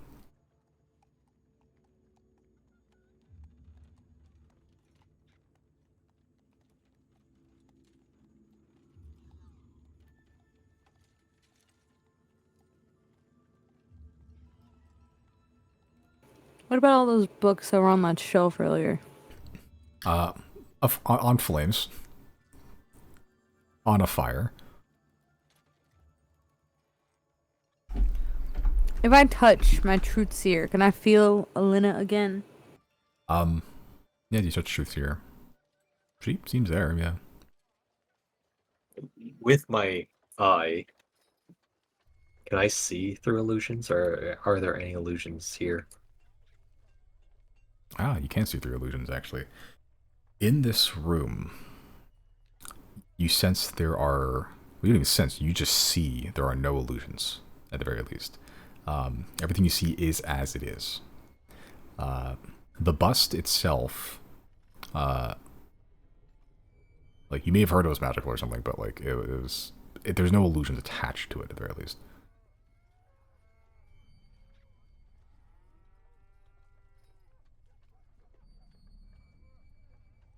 Can I lift the bust up? You try to lift the bust, and it's heavy as fuck. Like, it's like stapled to the little podium that's resting on, I guess, like a cabinet.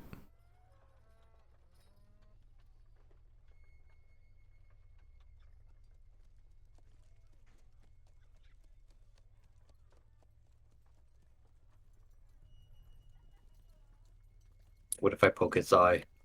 There's no eye. There's no head. It's just the neck down. Oh.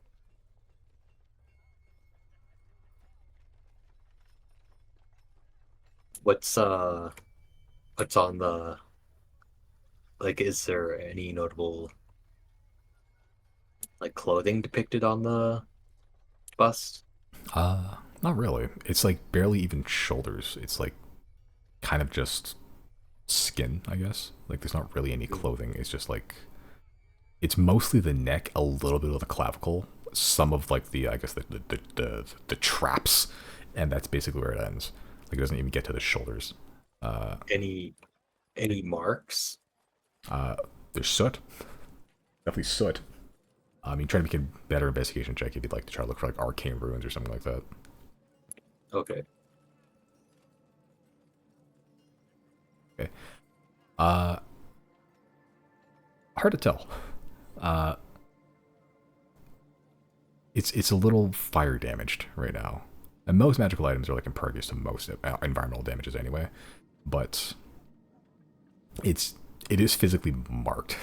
Like stained even. It may take a bit of doing. You might have to clean it up, but that's if you even move it out. And that's even if that's going to be useful to you either way. But as far as you can tell, it's just a...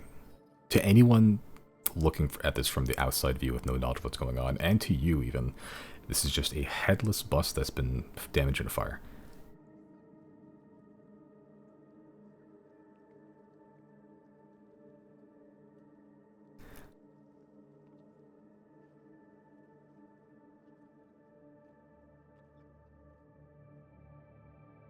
Then I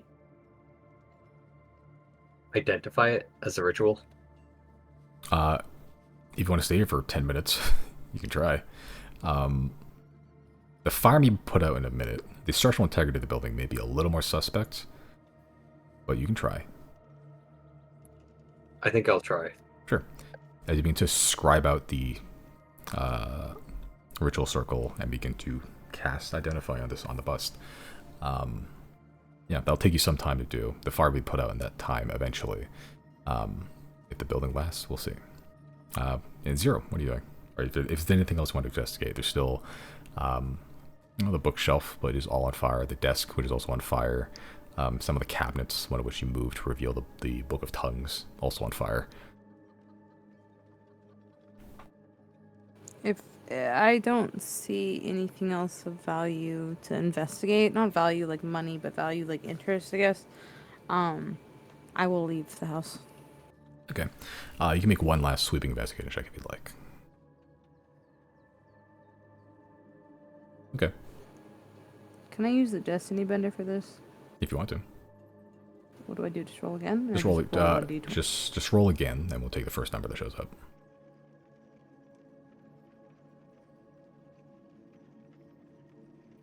Well, worthwhile. Okay.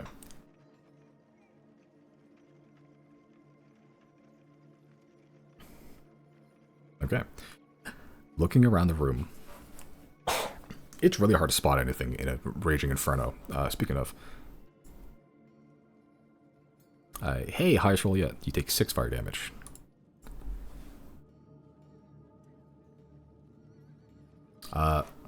Looking for anything worthwhile. You see the barest amount of footprint that aren't yours. You have a pretty good memory for these kind of things, especially as in your adventuring career. You know what your boot pattern looks like. You know what all your party members' boot pattern looks like. You know what Claudine's and Nyx's boot pattern looks like. There are not boots here. There are shoe patterns. They are strange. They're very faint.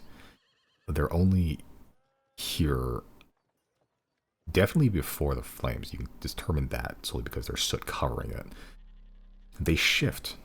They're not a consistent size. They are big at first, then they go kind of medium shaped, and it almost turns like a woman's like a woman's shoe.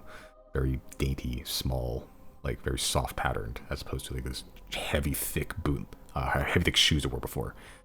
That goes from here leading outwards. Transitioned from probably like male, probably dwarf to be honest, to kind of dainty female.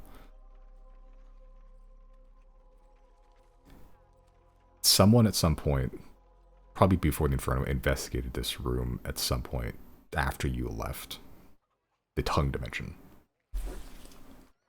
Maybe that's when the fire started. Maybe this is the epicenter of it. Maybe they're looking for something. Maybe they found it.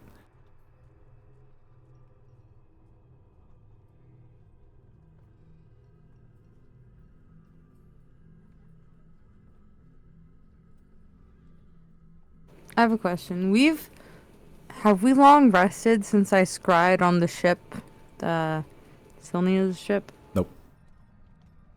Okay, so my scrying eye is gone. Okay. Yeah, this was basically happening all in one day since you woke up, I think.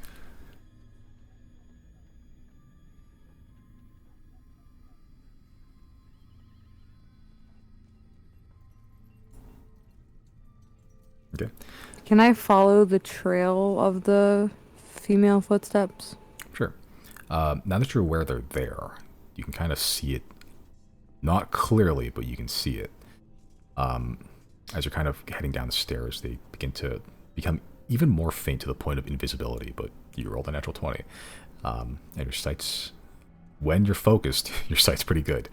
As you're kind of heading down, following this trail, you eventually head out the doors. The trail seems to go, not cold, it just becomes harder to parse when it's not a dusty interior anymore. It begins to hit just cobblestones, and the marks it leaves begin to just kind of trail off. Some of the dust sticks to the stones, some of them have been washed away by the water. You can only ever faintly see the outline of the trail, but then once you start hitting the road itself, it's a mess.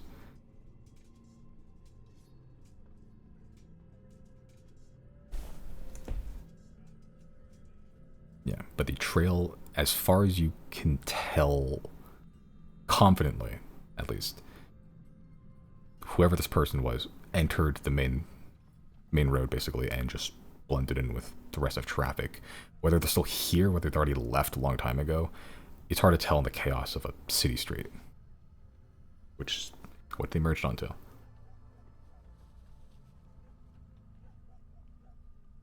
I would like to try something. Okay.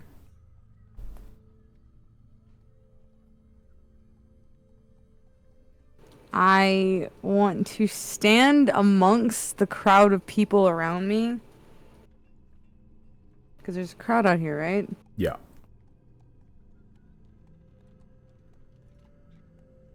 They did watch you run into the fire, then walk out. So, you're a little weird now. That's fine. I'm going to walk around the crowd and just watch them like a hawk, and I'm going to cast message. You point your finger toward a creature within range and whisper a message. The target and only the target hears the message, and you can reply in a whisper that only you can hear. You can cast a spell through solid objects if you are familiar with the target and know it is beyond the barrier. Magical silence, 1 foot of stone, 1 inch of common metal, blah blah blah. I don't have to see the target to cast a spell on them. I don't have to even, I think, look at anyone and go, oh, I want that guy in the trench coat or that woman in the dress. No, I'm just going to target the person I know to be Tannen. Because whether or not I know their name, I don't need to know their name based on the spell. This is just somebody I've spoken to before. I think that's who I'm looking for. I'm going to target that specific person, and I'm going to point through the crowd and see if it'll take. And I'm going to say the words, I see you. Okay. Like a laser, kind of just pointing into the crowd.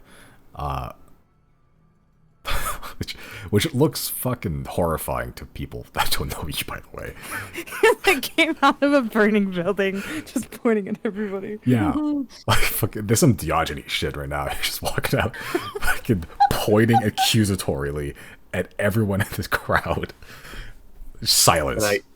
Can I go to the window and just kind of stare at the crowd from the top? Yeah, if you want to. Zero's just pointing. Yeah, it is raining, but it is technically still some silent left. The windows are soot stained, but to the keen-eyed observer, you can see the shape of somebody there. So fuck it, just make an intimidation check. Why not, for fun? Oh, me? Chris gets arrested again. This time, valid. It's pretty high. Fuck. Once again, Chris starts another urban legend. In the same city. Same city. In the same fucking city. Yeah. This doesn't happen to you like in this campaign, but like 5 years down the line, there's gonna be fucking stories of the burned man in the abandoned house that like some vengeful spirits of other bullshit people come up with as they see the outline of this tall, lanky man. Eventually, they're gonna find the chair in the basement that is like that smells heavily of blood, and they're stories are gonna crop up from this a long time from now. Oh my god, I can fake my death. I can get rid of my wanted. You can fake your death as Unhinged. There's hinges? Chris has hinges? I thought you just did fucking just a plank over this doorway. He doesn't believe in hinges. He's already unhinged. Yeah, Zero, you start pointing through the crowd as just like a laser beam, the message just repeating in your mind. The shotgun spread message, trying to look for tannin or something like tannin, whatever tannin is. And nothing happens. That this spell doesn't take. You're not sure whether that's because he's not here or simply because the message may not work if it's not the person you think it is. Hard to tell. More experimentation maybe, or maybe it's just not working because he's not here.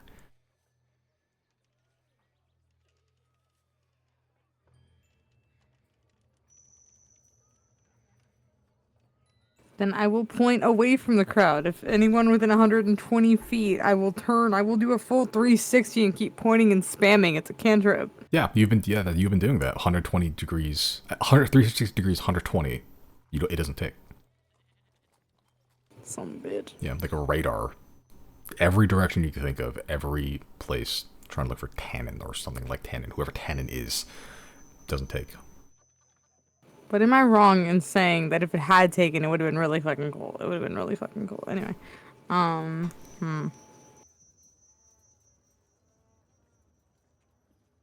Okay. I will go and return and find the girls and then inevitably find Riley and I will commence from there. Yeah. Chris, what you're still doing the ritual. Yeah.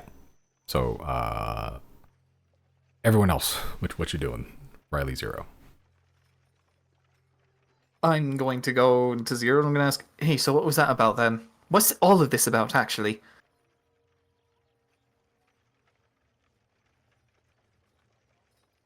I'm going to cast message to Riley and then begin to explain to him we were doing a job, just stealing, nothing serious, and we found this house, and it had a bunch of weird shit in it, and a lot of it pointed to involvement with the Silver Tongue, whoever the fuck that is.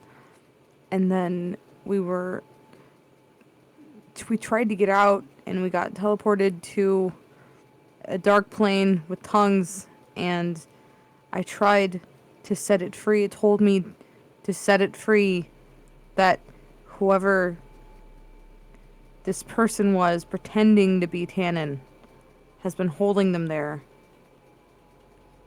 and taking on the name of the Silver Tongue, but it isn't the Silver Tongue, whoever this is. And I think I spoke to the Silver Tongue, and I failed at trying to pick the lock, and eventually it kicked us out. It saved us, but I came back to see if I could get back in, and I got in the basement, and I have more questions than answers, but I think I freed it. And the chance that Tannen knows of at least my involvement are very high. Whoever was in there that started the fire, they're able to change their body and their clothes. And it went from some kind of man, possibly dwarf size, to a feminine body type in just the span of a few steps. They're gone now, it seems, but so a lot of things. We need to question a lot of things now, and I don't know how to proceed, because on one hand, Tannen might just be gone forever. On the other hand, he might be waiting for us. I'm not sure how to proceed. Well, if Tannen is the Silver Tongue, what does that mean? All we were told was to beware of the Silver Tongue. Whoever this is, he killed Tannen. He's not Tannen, he killed Tannen. I watched. Right, okay, so the person that we know to be Tannen Lorig right now is this person. Yes, but I'm saying whoever this was, he tortured people. I don't know what this person wants, I don't know what this person's after, but they're obviously hiding things from us, and... So why don't we just ask?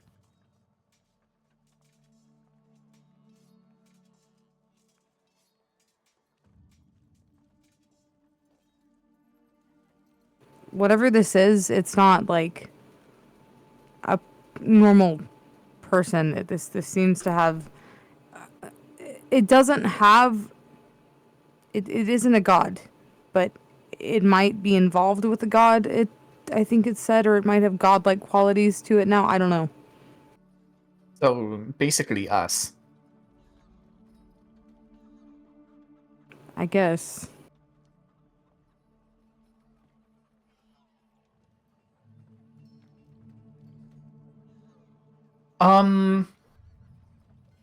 Zero, would you be opposed to me asking? Asking what? Asking who? What? Whatever this Tannen Lorig Silver Tongue is thing, what its deal is. Yeah, I think just approaching flat out is not... I wouldn't do that just yet. Alright then. I can scry again tomorrow, and we can try to scry on this thing. I imagine it might have protections up. I mean, yeah, I don't care what you do. I don't know what this thing is capable of. The shit I saw in there, you can say, like us, all you want, like we're almost godlike. There was shit that was happening in there that we can't do. So that's what gives me pause. I don't know how powerful this thing is. And I don't know if I did the right thing in freeing whatever I freed. I don't know what I freed, and I don't know what knows we're coming. But yeah. Well, you said that this thing is also the Silver Tongue. I can try to ask that. I mean, it's taken the name of the Silver Tongue, but it's not the Silver Tongue. I'm gonna try sending to this strange ethereal concept of Silver Tongue not trying to find the Lorig part, but the part that Zero spoke to. Okay. I will ask, is this the tortured part of the Silver Tongue? If so, what is your goal? If not, I ask the same question anyway. Send.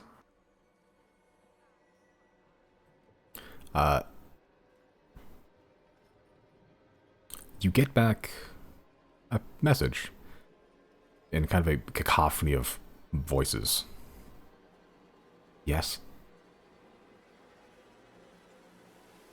That's basically it. Okay, I think I found... You said it was a bunch of voices that, like, went simultaneously, right?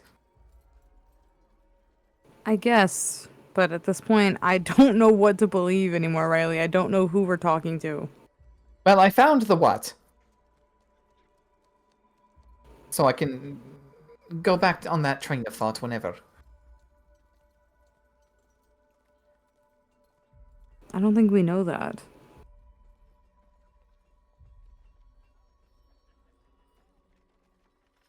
I'll leave it for now. We have other things to deal with. Looks at house. Is Chris still in there? Probably.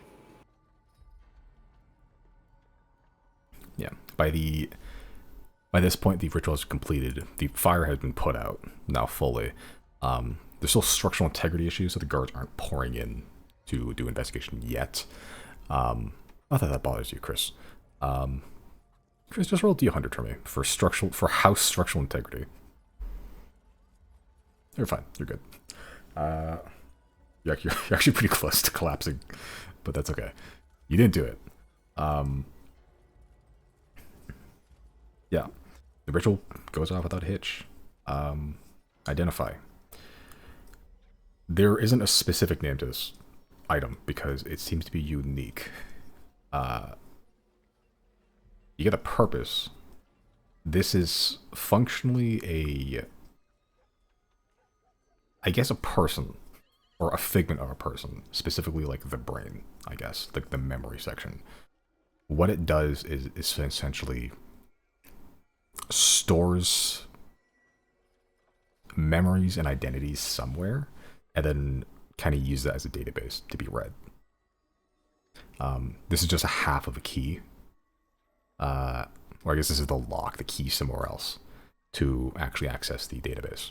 But this is, yeah, it's essentially like I guess like a fingerprint database.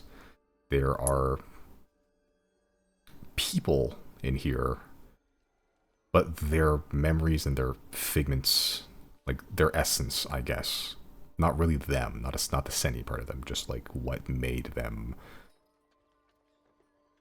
Enough to disguise yourself with, I guess, is the right term. Enough to basically go into the world and be like, hey, I'm this guy because I know XYZ. Sort of like, what's the... I guess analogous would be like a digital copy of someone. Yeah, basically. Like that. Yeah. If you ever watched Black Mirror or something like that. I watched a episode. But yeah, this is basically what this is. Like, it would basically help to facilitate to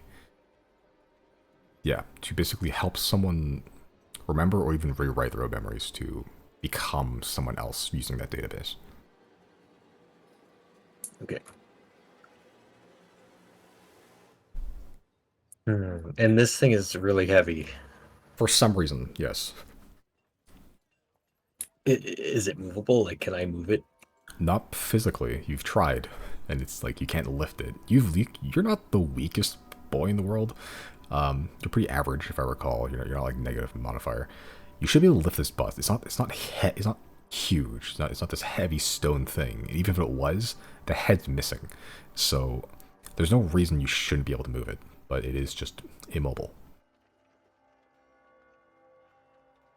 Yeah, and you stand out in the burnt out remains of this house office. A hole burned clean through the roof as rain begins to pour in.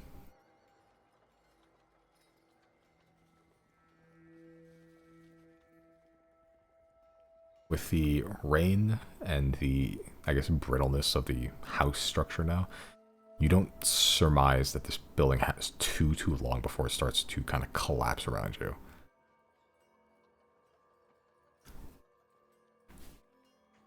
I'm gonna use the sending stone. I think I have one more message left. Are these sending or Nice. relaying rock? Oh yeah, it's relaying rock. Sorry. Okay. It's 3 messages a day, right? Yeah. Yeah. Yeah, I'll send. Guys, we need this bus. It has I believe it has the information, or might have information we need to solve this mystery.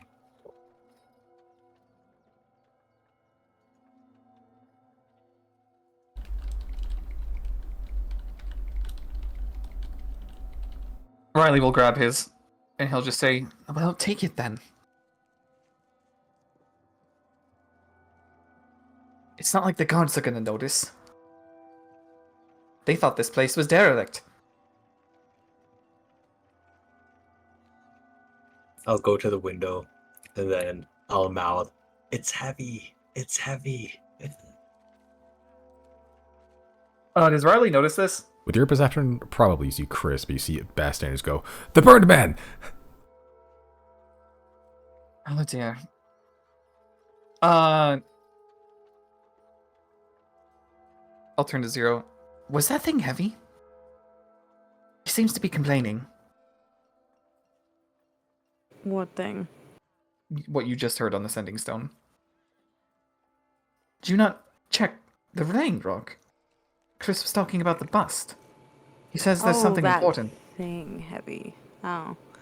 I mean, yeah, it was pretty heavy. It seemed immovable even. I don't know that it would be any use. Well, he's the magic man. He seems to know something about it. And he wants us to help him get it out, or Something of that sort. He just says it's heavy, and it seems like he needs help. I don't know, you have experience with that thing. Do we fuck with it? I'm gonna cast message to Chris, and I'm just gonna be like, "Get strong, dude. What the fuck?"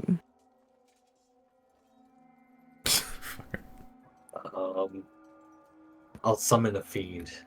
Okay. Of course. Sure. Yeah.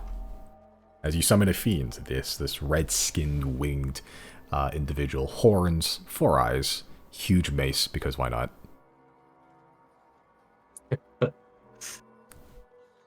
It'll be a devil. Oh yeah. Okay, so it's no mace, just flaming hands. That's never an issue. It will look out the window first. Okay, and you see just a glowing set of eyes through the window. Yeah, the urban legend is super going to take now. And then it goes back, and I ask it, "Okay, we need to carry this out."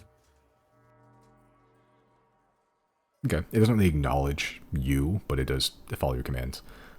Make a strength check with advantage.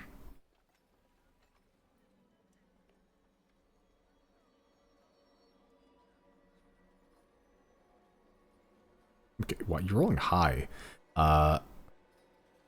With the help of your devil friend and you, it takes a little bit. You move it about 3 inches.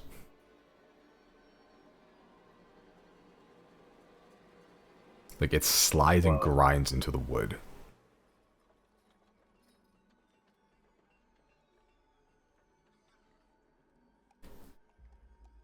Okay, what I'm gonna do, I'm gonna open up a demi-plane, and then we're gonna shove it in there. Okay. Yeah, that might work actually. If you do it on the floor and then just kind of like just push it over, like off like a cat. Yeah. Like Portal. The portal.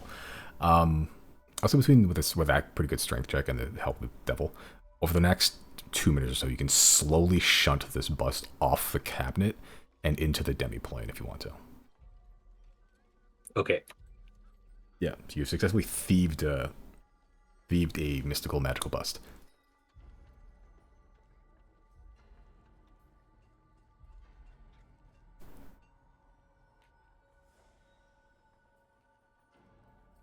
I stole the lock. You did. You didn't just pick the lock. You couldn't, but you did steal it. And if anything, doesn't that make you the better rogue?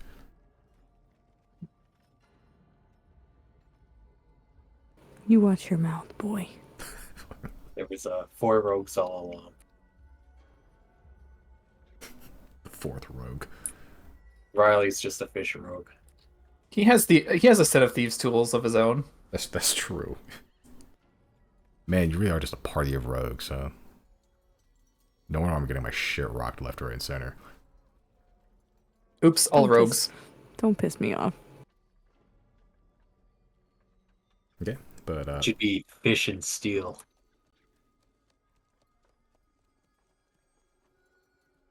fish and steel. Fish and reel. No, that's just Riley. Yeah. Does that conclude your business in the building, Chris? You have stolen the bust. Yeah. Okay. How do you exit? Do you dispel the fiend?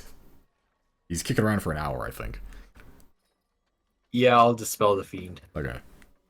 Yeah, you dispel the fiend as how do you exit? You just walk? Do you teleport? What's going on?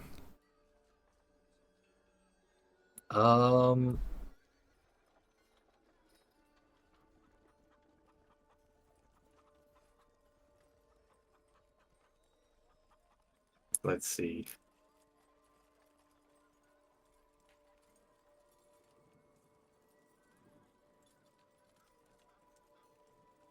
I'm gonna disguise self as like just some random peasant dude. Okay.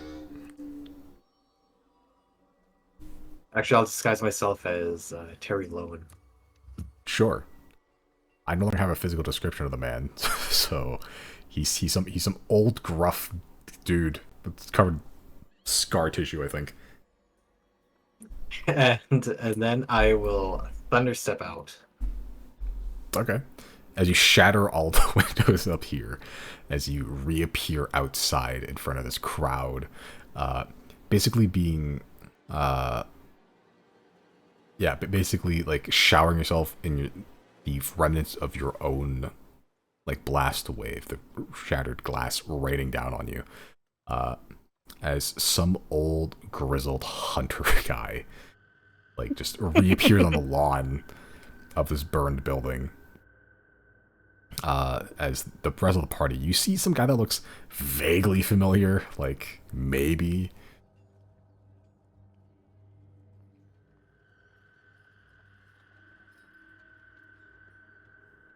Yeah, they're just gasps and you know, mouths agape as you just appear suddenly.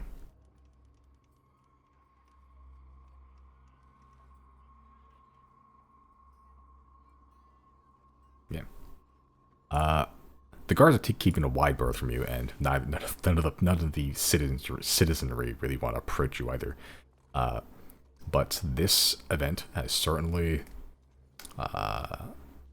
is going to stick in the minds of the public eye for quite some time after.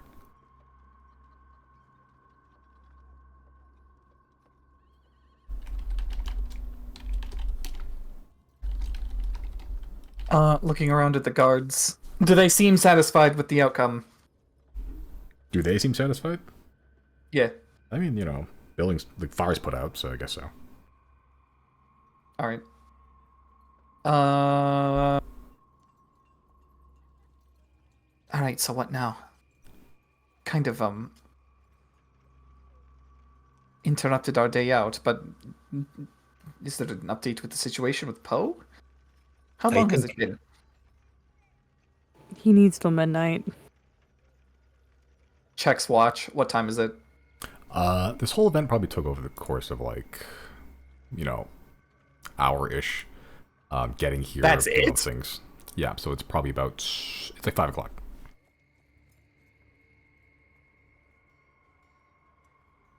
I'm gonna move over to where Riley and Zero are. Yeah, and they're just intermingled with the crowd. Some are like keeping a wider berth away from Zero for some reason. Racism. No, you're fucking... Racism. You- Racism. You're putting your finger on you. Look like you're about to cast a blood curse on everybody. So it's like... Racism. The other one just had an actual demon upstairs with him, but I'm the one they look at crazy. Racism. They didn't know that was him. They were keeping a wide berth from Terry Lowen, too. But they just, when they approach, when he approaches. They all think Chris is dead. Sure. None of them knew who you were, but yes. They saw some dude teleport in. Like, he just walked up at the building and just disappeared. Thought he was a fucking ghost. These goats are having a normal one today. It's probably gonna go up to the Platinum Council. It's gonna probably get their attention. Will it though? It's just a house. If even the guards don't know that this house is special, then why would the Platinum Council know that? Unless this belonged to one of their members. I think we gotta find somewhere private at this moment. Well, we know a place. We should check on Polaris too. Right, I will send to Polaris. And I will ask, is everything alright over there? Everything is as you left it. Turns out to Chris. He's fine.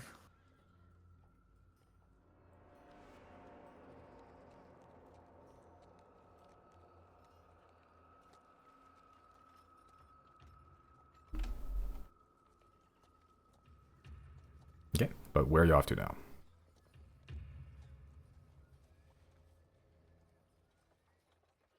If you want a private place, if you're done in Abethus, I guess you're not. You still have to wait for Poe. You have a Golden Gala. The hot tub's kind of cool, maybe. That's nearby. Maybe we could stay in Polaris tonight. And then come back into the city and meet with Poe. I guess. You only need 4 hours, right? I do. And we have 6. So that should be fine.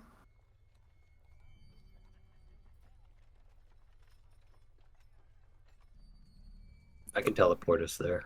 Back to Polaris.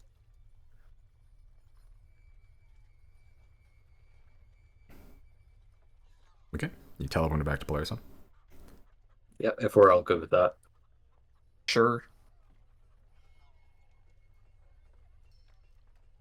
Sure.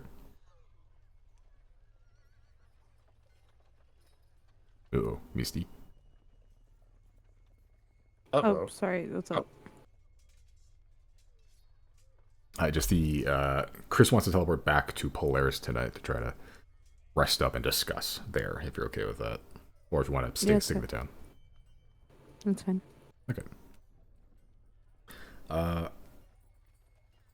Yeah. First, I'm assuming you find some private spot in an alley somewhere. You teleport out of Abethus and back to the warm and comforting cold of Thin. Of Lipad, even. Not Lipad, what's it called? Teague.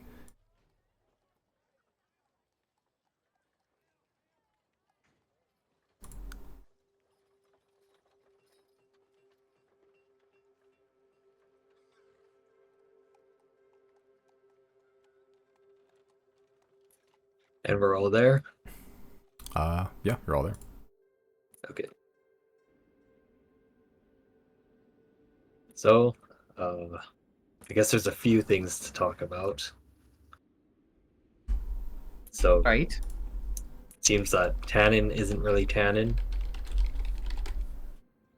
From what I've heard, yes. Do we know anyone else who knows the Silver Tongue? Because we've been told before by a couple of people, beware of the Silver Tongue. A couple people. Well, I like Zal, simply remember right? Zal. And Zal isn't exactly a regular citizen.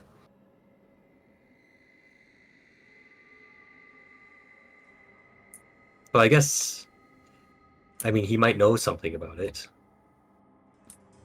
But perhaps even Kyle might, too? We don't know.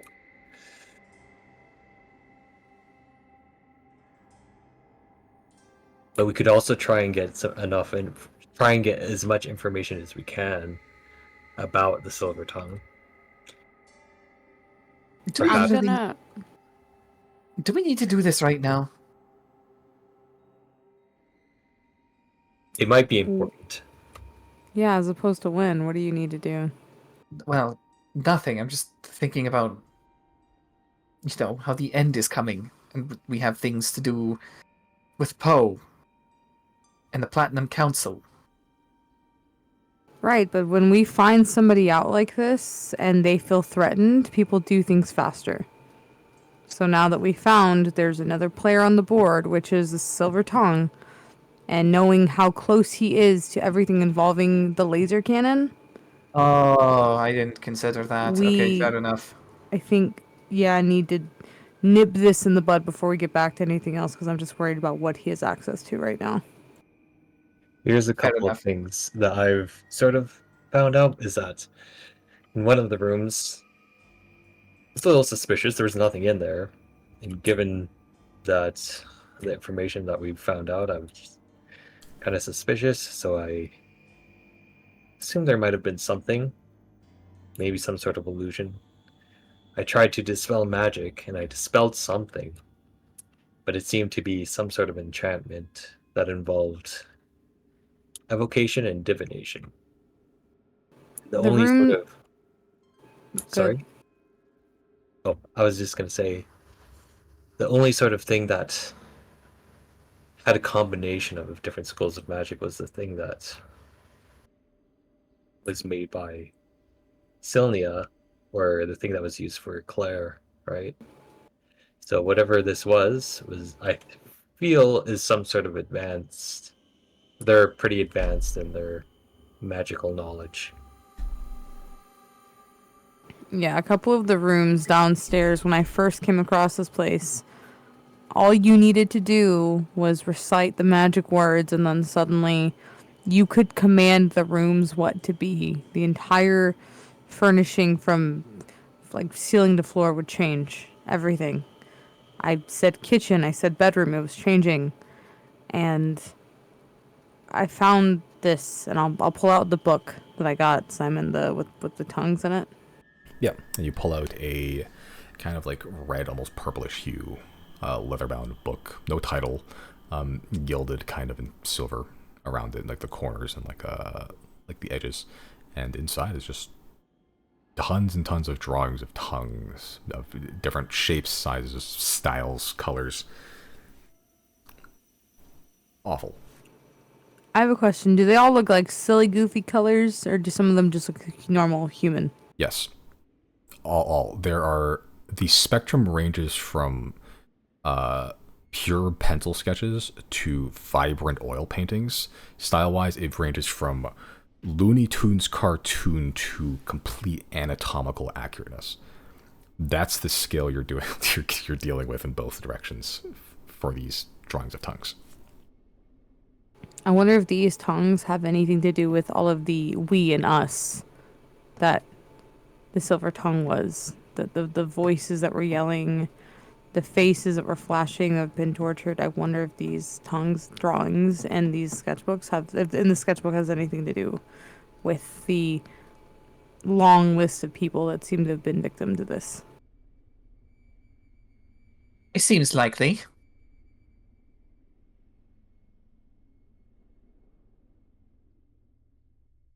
Do y'all care if I do something with this really quick? We won't have it back ever again. So if you want to look at it, look at it. But after that, I'm going to do something with it. Nope, this one I don't feel like I should get super involved with. I could try to identify it. Sure. Yeah, I'll try to identify. Okay. Casting the ritual, 10 minutes. Anyone want to do anything or discuss anything in that 10 minutes? Or Nope. okay. 10 minutes pass as waiting for Chris to complete the ritual. The sun already beginning to set in the city, fully set here, more north. But eventually the ritual passes. Chris, similar to the bust, no name. Well, kind of a name. Book of Tongues, quite literally. This is a... I'd like to call it similar in power to an apotheosis vessel, I suppose. Like, it's basically an artifact, functionally. Why it was just kind of set, not that you knew this, but why it was just kind of set in a wall behind it in immensely difficult lock, not sure. But two things. One, you're not entirely sure how to access its power. Two, it is an artifact, like an artifact. What you're holding at some point was either used by or created by like a god. It seems its main purpose seems to be functionally, I guess, storage in a way. If that bus was accessing a database, this may be the database. I see. Interesting. Would it be, if it was created by a god, would it be the apotheosis vessel itself, or just some other artifact that a god would have? This seems to be an artifact specifically. The apotheosis vessels are in itself a singular magical item that whoever the chosen god is injects their flavor into. This seems to be a purpose-built, full magical artifact. Not dissimilar to what the scrying eye was to Alina, where that was just one like magical item that associated with Alina. This seems to be associated with some other god. I see. And just thinking for a second here. Would this be an artifact similar to an apotheosis vessel where the god would give it to a chosen person? Or is this something that seems more like it was stolen from a god that would be wielding it? Hard to tell, because that wouldn't really fall under the identify spell. It could be. This is essentially what you found is like, I guess, equivalent to like a loaded gun. You can use a loaded gun for a lot of things. You could give it to somebody.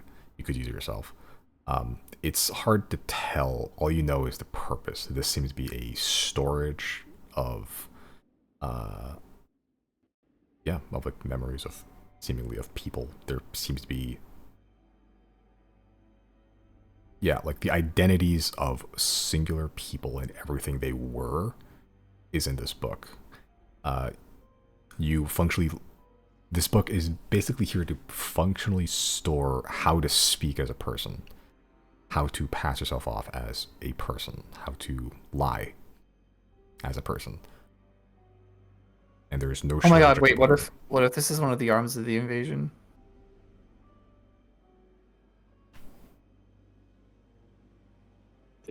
It could be. I'll let Zero and Riley know what I discovered about it being sort of like a device to kind of tell you how to be a different person, or how to be a person. Suspicious, to say the least. The other thing I should mention is that I did manage to steal the bust. It was hard, and I needed a fiend, but we got it in the demi-plane. Congratulations. I guess you've cut off access to that thing. Although I Although think that these, puts a target on your back, probably. I think these two things are connected somehow. It's almost like the bust is like some sort of lock.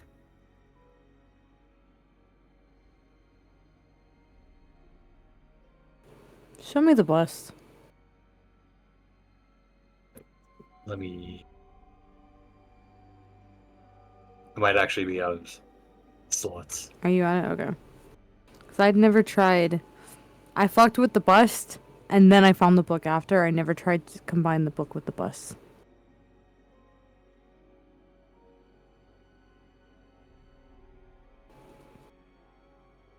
So I will not do what I was going to do with the book, but get your rest, and once you get your spell slot back, we'll try it. You wrote something in the back of the book, didn't you? Huh? You wrote something in the back of the book, didn't you? If I'm trying to remember.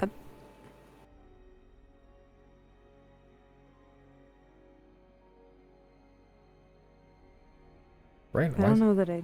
I thought you did. I thought you were thinking about it or something. Or like, I think you may have like wrote a piece of paper or something and then put it in the back of the book. I think I took a piece of paper out. Oh.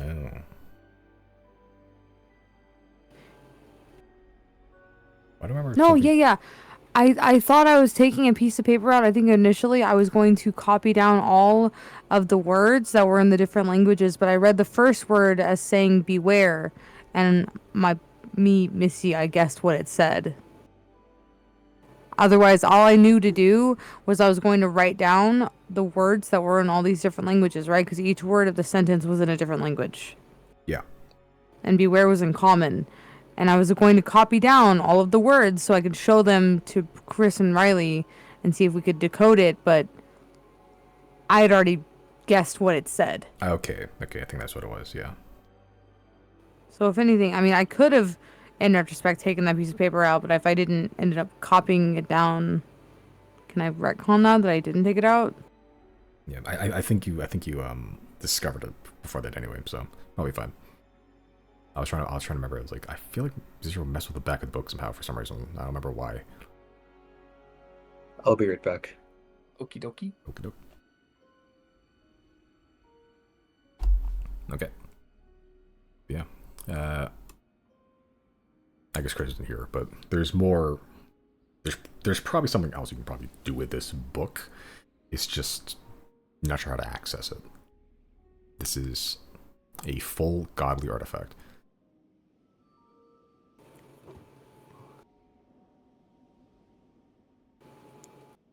I'm going to hold the book in my hands and just utter the words I've been uttering this whole time. Okay.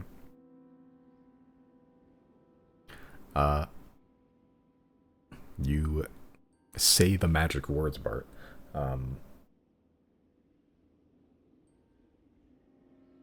And as you say it, nothing seems to happen.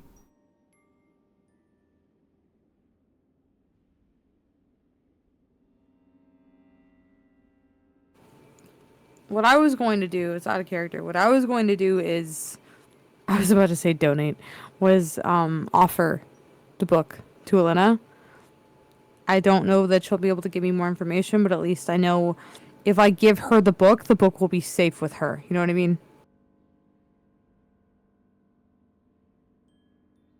So, I think right now I'm just waiting for Chris to get his long rest in, and then once he can open the demiplane again, I want to try to put the book on top of the bust or see if the book interacts with the bust at all. Yeah. Okay. But until that time comes and until Brandon comes back, you have 4 hours to kill until he can long rest and get that stuff back. What would you like to do in tea?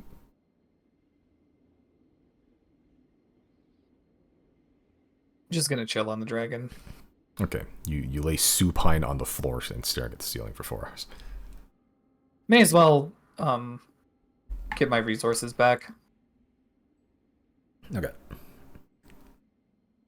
Yeah, I think I'll also take a long rest while we're here, and that way we can wake up by midnight, I think, Obeth's time, hopefully, and then we could just go back to the mainland later. Midnight. It would. The elves can long rest. Maybe not 0. Yeah. I mean, it'll take you to 1 o'clock, which is close to midnight.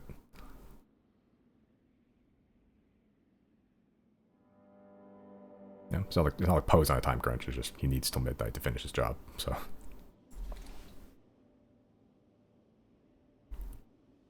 I can still get a long rest. What else are we gonna do with that other 4 hours? True enough. What else? I thought our deadline was midnight, not... That's when... Whatever, it's fine. yeah, no, he just finishes at midnight. So you could show up a day later and he'd be like, okay, I have the information you need now. Which of these hoes refill on the long rest? Is it just my spell slots? Like, I think the Truth Seer doesn't...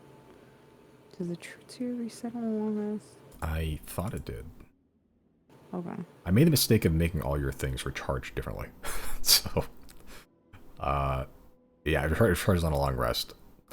Temperature recharges on a short rest, I believe. Short or long rest, and then fucking the Pointy Frontiers charge at dawn. I had all 3 ways to recharge magical items in all 3 different Fontios vessels. Like an idiot.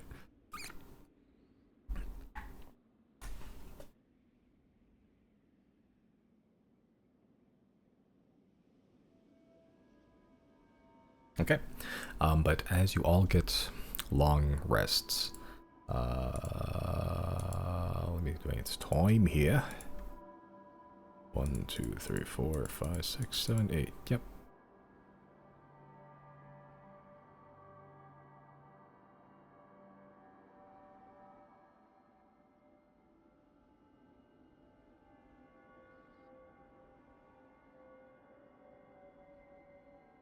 Okay.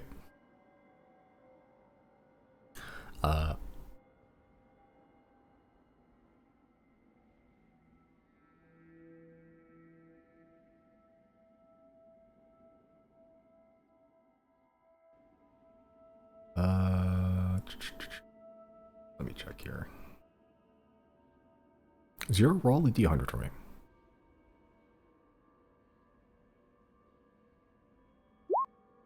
Okay, you're fine. I don't like that. Can't say I'm a fan of that either. Sometimes I just like to make my players roll to make them anxious for no reason. Don't piss me off. Yeah. Zero, you awake. Yeah, I fucking hope I do. I fucking hope I am. Okay. And Claudine's there. That's pretty cool. Nyx likes to watch. So, there are 4... Okay, I'm assuming the elves aren't going to do anything for the next 4 hours while Zero's still sleeping. Well, I'm long resting, so not me. Yeah, you're long resting, but then you're going to wake up 4 hours before Zero does. Yeah. So, you know, I could do Taiyaki again. Yeah.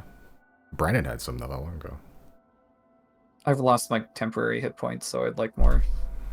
Yeah, you can do some Taiyaki. You want to do it for the whole Almost game? out of fish. Yeah, so 6 fish. Yep. 6 hit points to everybody. Isha Taiyaki. More like Taiyaki. Rude? Never had it. You Rude never had racist. Taiyaki? No, I've watched Brandon eat Taiyaki at Odafest. Yeah. Why didn't you get a Taiyaki? Because they didn't give me a Taiyaki. Money? I got a fucking Dragon Ball cookie. I ordered. Where did he get Taiyaki? We went to a Same ramen spot. place. Yeah, same spot. I ordered the exact same thing he did, and I got a Dragon Ball cookie. And then, like, the next day we went, he ordered the same thing I did, and he got a fucking Taiyaki. What the frick? They ran out of Dragon Ball cookies, I'm assuming, so we just put Taiyaki on there. Taiyaki is inherently better than a Dragon Ball cookie. Oh, the Dragon Ball cookie was pretty good, actually. Shut up, you never had taiyaki. Yeah. I would pick taiyaki over a cookie any day. What the fuck? It's a little sugar cookie. Yeah, that's whack. It came with ice cream. That's an important note. Okay, did the taiyaki also come with ice cream? Yes. No. Never mind, I'm wrong. Yeah. So I'm saying the taiyaki with the ice cream would have fucked. Oh my god, I'm so sorry, Simon, for your loss. Dragon Ball cookie.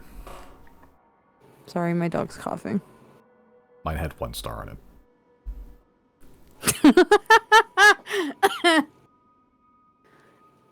Simon's luck is so funny to me.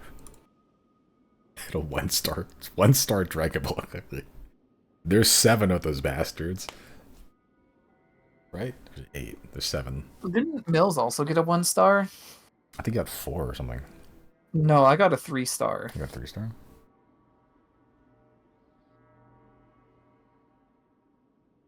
Alright, Brandon also rolled a 13 on my new dice, too. He blessed it. It's going to roll above average forever now. Because that's how luck works. Yeah. Okay, so. Riley makes taiyaki. Fresh taiyaki in the morning. Beautiful. +6 temp HP. Everyone. Everybody. Is Chris back? No. Mills is the type to announce that he's back regardless of what's going on. He wasn't muted, so I wasn't sure. Okay. I also had the hunch at some point during this session that this was all a big bit leading up to Simon making like a "I'm the real Slim," just can the real Slim Shady please stand up joke. I don't know why. Yeah. Only purely by the fact that there's a creature going by the Silver Tongue who is not the Silver Tongue. And I don't know why that song came to my mind. I was like, "Will the real Slim Shady please stand up?" With a real silver tongue, please stand up.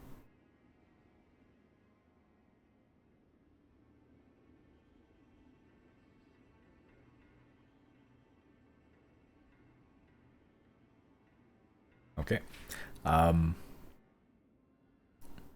Yeah. 0. You awake. You live to see another morning. I guess we have to wait until Brandon comes back to demi-plane us, huh? Yep. And also to teleport. Well, no, we can get 0 to teleport. Yeah. I could co-opt his character, because he's probably doing it anyway, but like, I could co-opt his character and be like, he opens the demi-plane. I don't know if I want to do that, though. I know we've He never might done decide that not the entire to. campaign. Hmm? I said, I know we've never done that the entire campaign. Don't start now. Yeah, okay. How you guys doing? Bit tired, not looking forward to tomorrow. That's what's happening tomorrow. I have to carry a lot of shit out of my house and bring it to the dump. Nice. I did that not that long ago. It was not fun. Gamer chairs are heavy.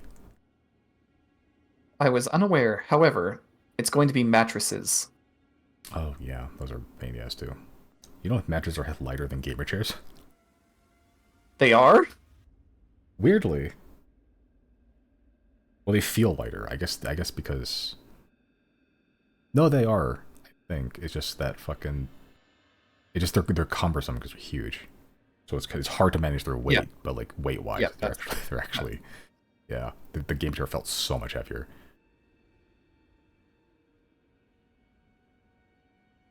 I think what can I do game-wise in Teague right now? While waiting for Brandon. Charge is still out there, if you want to talk to him. What's that? Charge is still outside. Or yeah, what's it called? What's the name? Oh, Charge. One of the charge. You can teleport to where Kyle is and the commission. I haven't checked on them in a while. They're doing research.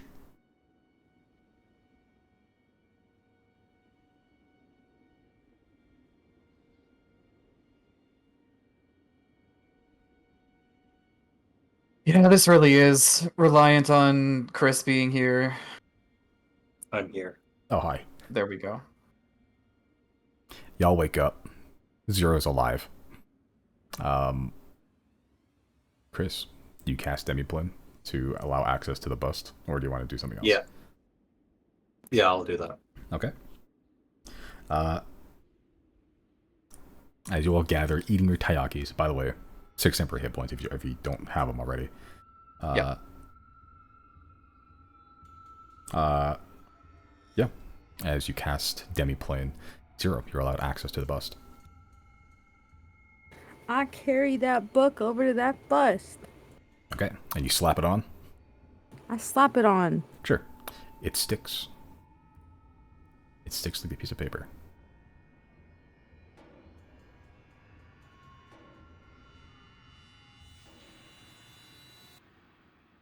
Would you like to open it? Yes. Okay. Sure. You open the book, the Tome of Tongues.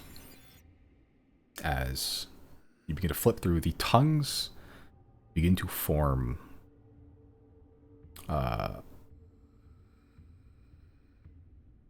there are drawings of tongues, but then as you're kind of going through, the tongues begin to not disintegrate, but more ink begins to kind of envelop the page.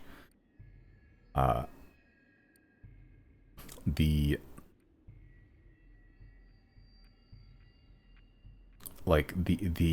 tongues stay in place, but as the ink begins to develop, it begins to form the shapes of heads, faces, basically. As where the tongue is, the face seems to envelop, so it's, I guess, anatomically is located where the tongue should be, but then it kind of overtakes it, so it's just a face now, if that makes sense.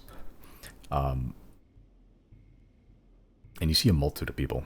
The style is the same as the original tongue drawing. You see, men, women, young, old, unfortunately young, some of them. And you see just faces, people, and you're flipping through, and it's people. Every single page is a different person. There's a lot of pages in this book. How long do you want to spend thumbing through this book? Or do you want to try to do something on one of these pages? I'll also be right back. We all need a piss.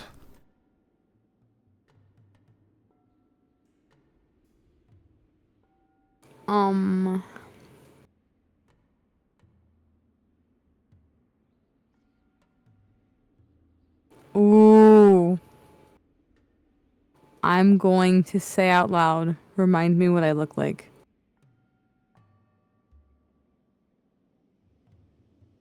Sure.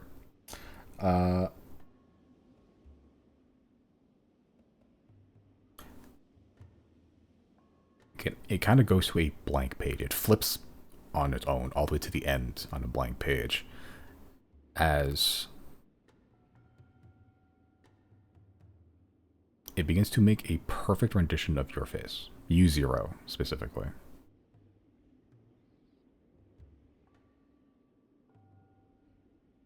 Are we all around? Are we all around to see this? I imagine so, yeah. Okay. That shoe size I saw, the footprints I saw, that doesn't match my footprint, does it? No. Like, the shoe sizes, like, you could tell your shoe size from shoes from everyone else. Everyone that was in that building, at least, Nix and Claudine. Those 2 shoes from big to small were completely different people. Or maybe one person to another person, but they weren't yours, is the point. I will say out loud, show me what the silver tongue looks like. Your face erases. As it just flips to a blank page. And then just colors the entire page in black.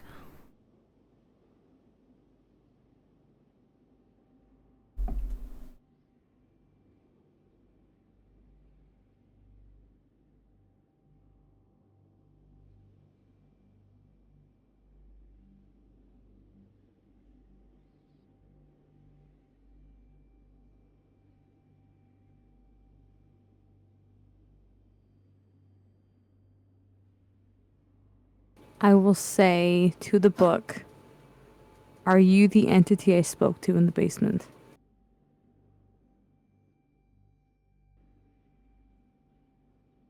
It doesn't seem to have a response to that.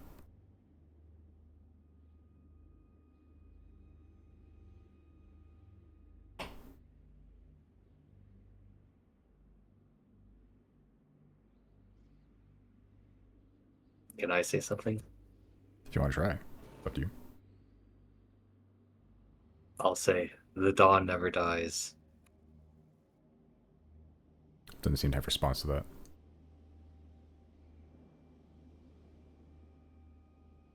I'm going to say to the book, show me the face the silver tongue has on right now.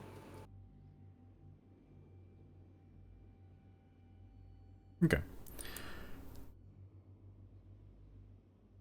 It begins to not flip to a new page and color something it flips to an old page.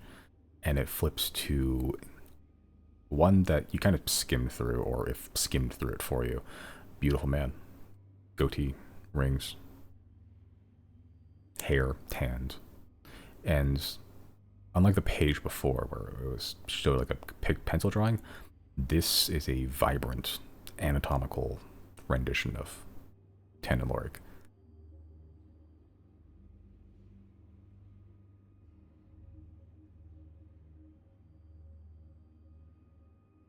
I'm going to ask the book, show me the face he had this morning.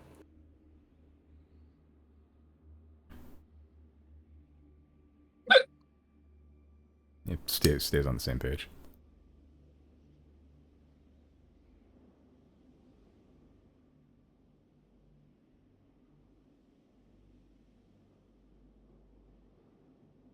I wonder if the person that came to check on the house wasn't Tannen, or this person pretending to be Tannen.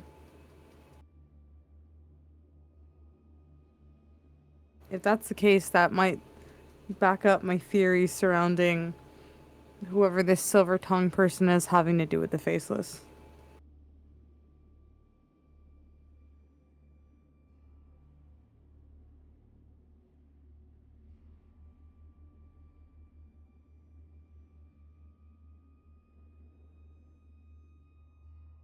Also, why have we never considered, I mean, I guess it's only today that we brought up Poe having to do with more than one faction at a time. Not faction, but like, player on the board at a time.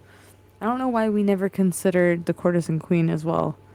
Like, who's to say the Courtesan Queen isn't also Poe?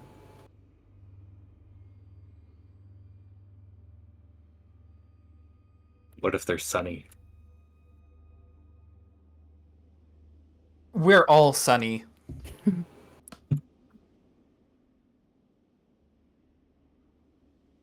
It'd be interesting because we're trying to fight the moon, but then there's Sunny.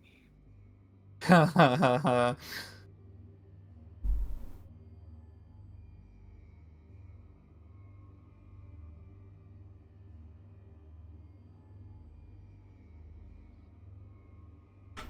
What So, else would they do with this book? what did I miss? Zero asked a few questions. Asked what it would look like. Made like a image of Zero. Asked what the silver tongue looks like. Made an image of just a pure black page. What was the next question? I was here for when it became Lorig. Right. Who has the face of the silver tongue? That was the question. Right. Like what face does silver tongue have on right now, or something like that. And it was Tan and Lorik. Yeah, it was Lorig. And then Yeah. I think the next question was, what face did the silver tongue have this morning? It just stayed on Lorik.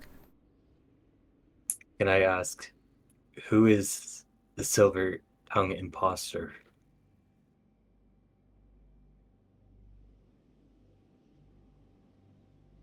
It doesn't seem to have an answer for that.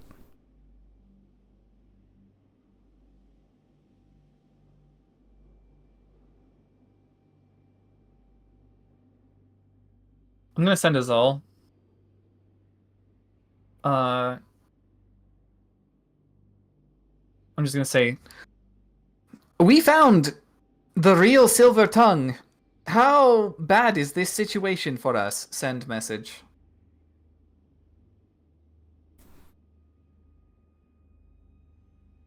You get back. It's 1 a.m., but you're not sure if Zal sleeps. And you get back pretty immediately. I warned you to beware the Silver Tongue.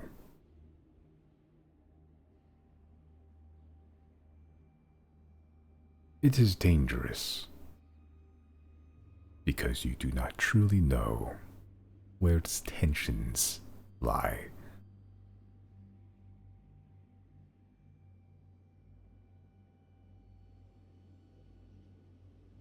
Well, I was in correspondence with Zal just now and didn't seem to answer any question.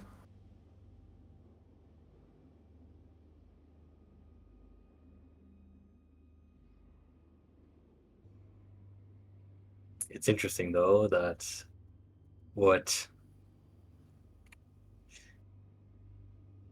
appears when you ask it what it looks like is just pure black page.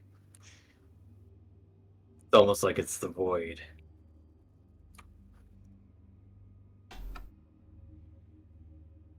Here's this. Where is the Silver Tongue from? You asked the book? Yeah. Doesn't seem to have an answer for that.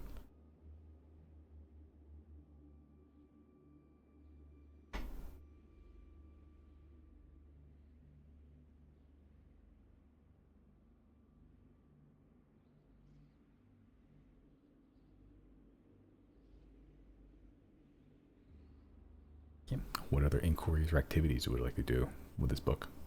Tome of Tongues.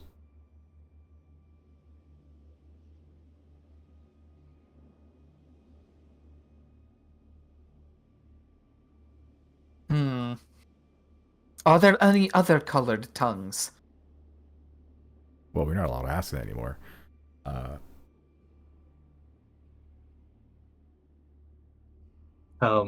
Stupid. Can I ask, how do I speak like Jarnhat? Okay. We'll get to the colored tongues first, actually. As you see that, it does flip through to a number of other tongues that were colored. Some of them, you don't recognize any of them, but they seem to be just various people of different races and genders. Yeah, some old, some young. One of them, unfortunately, it seems to be like a young, like a child that can't be any older than 9. Some sort of small human boy. Not sure how they got in here, but given what Zero's told you, it doesn't seem pleasant.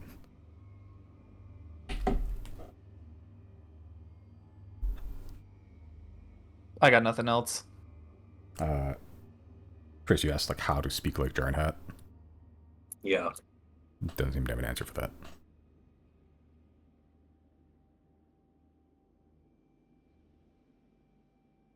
I'm gonna say to the book, does anyone know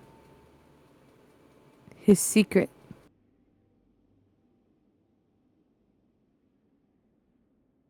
Doesn't seem to have an answer for that.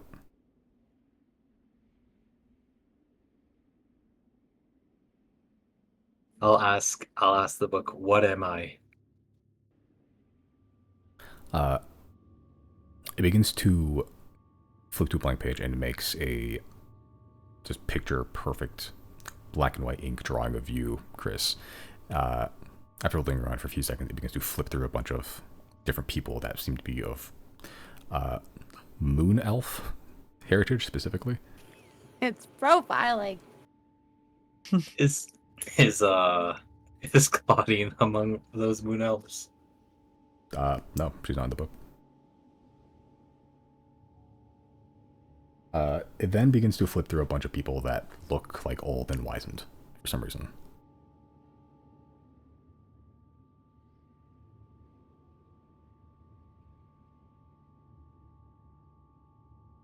Do I recognize any of them? No, not really, but they seem old. And then Miss begins to flip through a bunch of people, kids, I should say, Like, not a lot of them. One of them actually was the one that, the one that was full colored, the one that Riley picked out accidentally. But it begins to flip through a bunch of like young kids. Some of them are like older, like 13. Some of them are like, you know, adult, like younger adult. But yeah.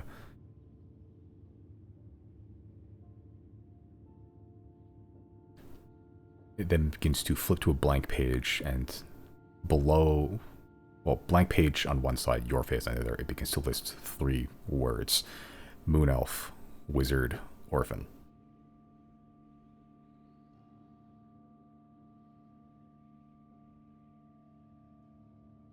Would it be possible for you to delete that?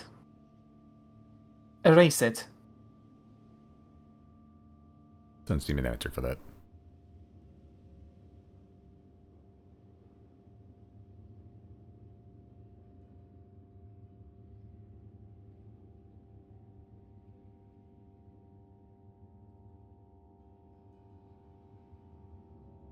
Well, congratulations, Chris. You can now get your identity stolen by the Silver Tongue.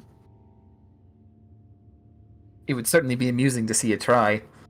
Rip the page out.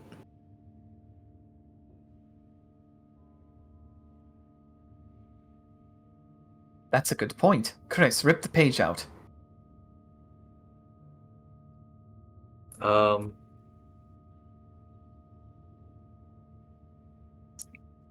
Like draw a little mustache on my face, so I can identify if they do steal my identity that it has this little mustache on it. So Chris can identify. So Chris can make sure he knows it's not him. Well, to be fair, Chris does have a clone. So if he dies, gets killed by the Silver Tongue, and the Silver Tongue assumes his identity, he'll know, because he'll just be his clone. Sure. Well. I just like Chris with a little evil mustache somewhere around there. Chris and evil Chris.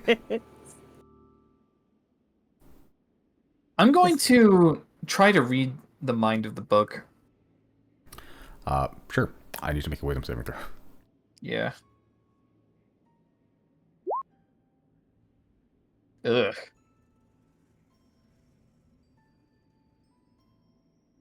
That's not too bad of a roll. You take 31 psychic damage. Not too bad, huh? Yeah.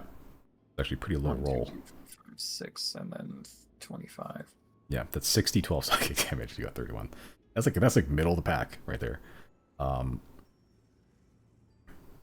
you're also stunned for the next minute. But, you know, you're in danger, so that's probably fine. You are just kind of comatose on the ground for the next minute, though. Riley, what you experience... Well, I'll start with what everyone else experiences.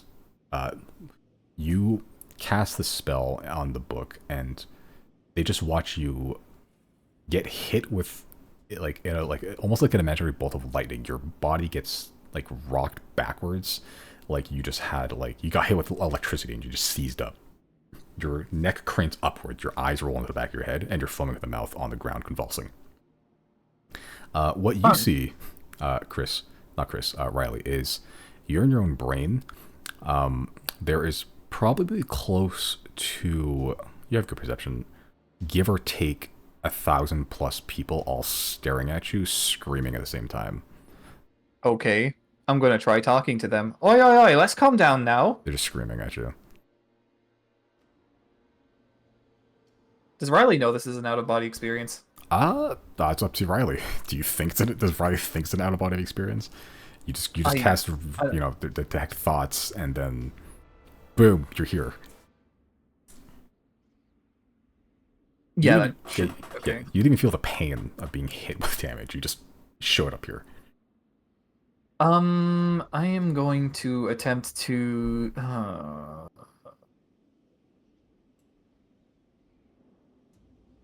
I'm going to attempt to cast Healing Word on at least one of them.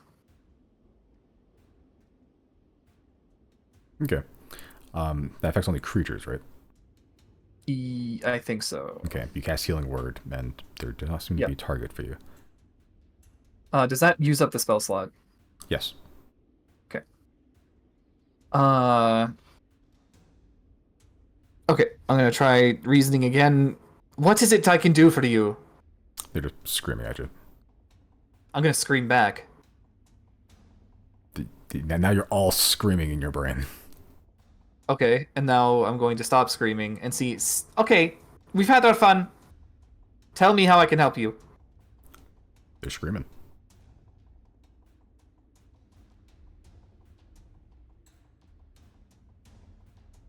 It's not a pleasant experience either. It hurts your ears. There's 1,000+ people ringing around you. So the closest people are like 5 feet from you, and they're all just screaming at the top of their lungs. You can barely hear yourself.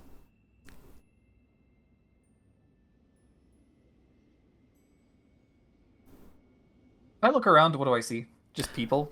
Just people. Just inky black and then people. Inky black. I'm gonna look at the inky black and say, all right, what's your deal then? It's an inky black. I'm gonna walk into it. Okay, that'd be downwards, but you can try actually. Sure. As you begin to head downwards, just 90-degree turn and walk downwards, the people begin to kind of fade away.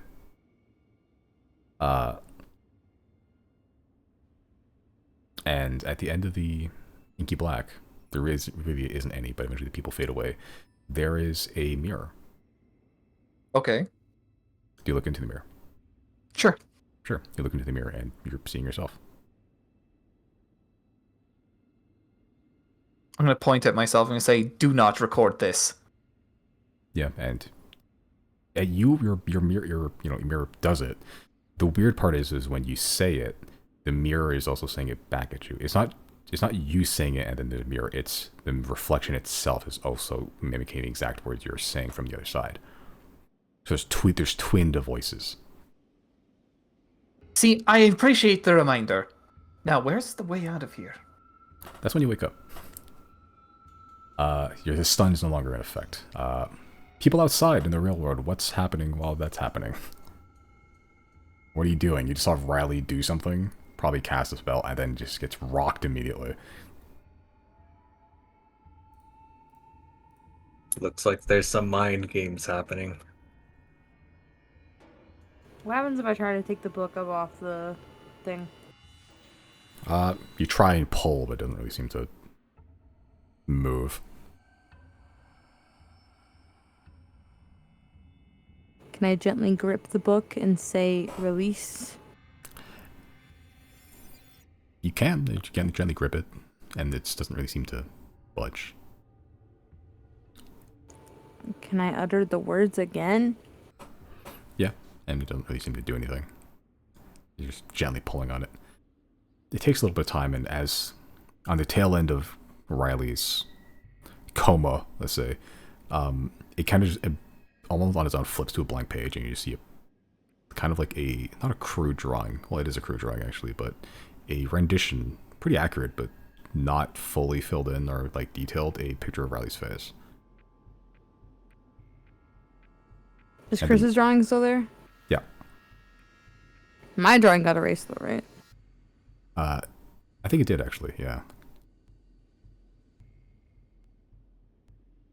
It's really good if I nudge him with my foot. It's only a few seconds later. Riley wakes up. Ugh, God, yeah, it's still ringing. That was horrible.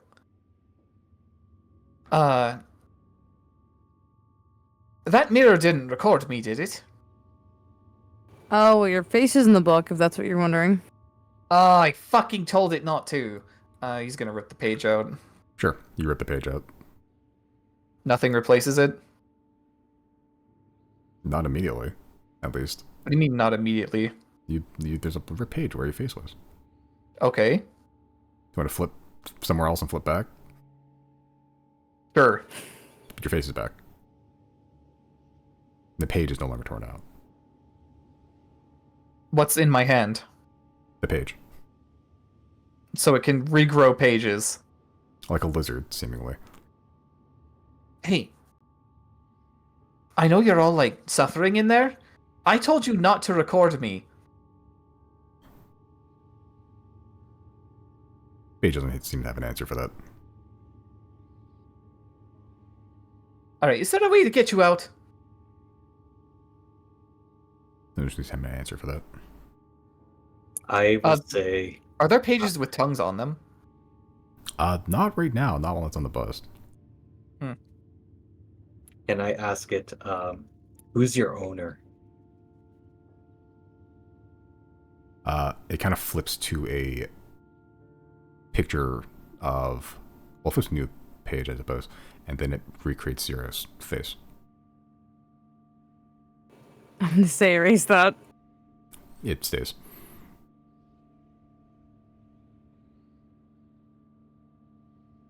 Chris, why would you do that to me?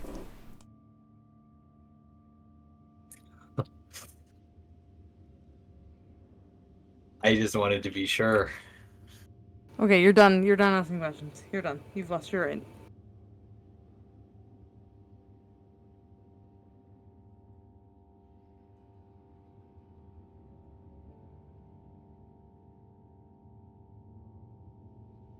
Can I ask it one more question? Oh. What are you asking it? Can it make me rich? You're done. Really, is there anything else you need with the book? Well, I need to make sure that my face is not stuck in there. You're in there, bud. No, if it ever gets back to its right, air quotations, rightful owner, I don't want to get suddenly killed and replaced. I'm trying to do something that's going to prevent it from ever going to anyone else's hands again. Okay, then do that. Okay. I'm gonna take out Truths here, and I'm going to try to offer this book to Elena. Okay. As you begin to peel the book off, it really comes off clean this time. And as it does, you can see your face is beginning to evaporate into just kind of the, recede back into the pages. But for all of your portraits, your tongue still remain. Kind of crude, uncolored, but there. Anatomical, though. As you begin Really to offer don't like that. you kind of offer the book up to Elena. Elena's not sure what to make of this. Well, she has inklings that you can feel, but she takes the book regardless as you close your eyes and the book is gone. You no longer feel the weight of the tome in your hand. You kind of hear in your brain, Zero, the warm, almost crony voice of Elena. Give me some time to pass through this book. I have an inkling of who this may be.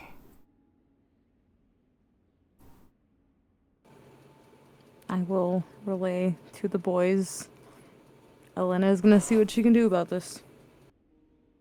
I don't know about the fate of our faces in there, but at least it's not physically out here anymore. That's true. What about the bust? I mean, you have infinite planes, don't you? Yeah. I can't think of anywhere else that would be safe right now. So I don't see why not just leave it in there for now.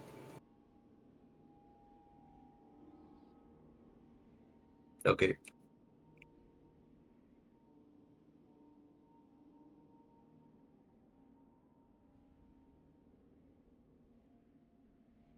Okay. But the tome experimented with and then offered. Where else would you like to go? Well, I guess you Checks head back watch. to... Is it time to go see what Poe's up to? It is 1 o'clock. Yeah.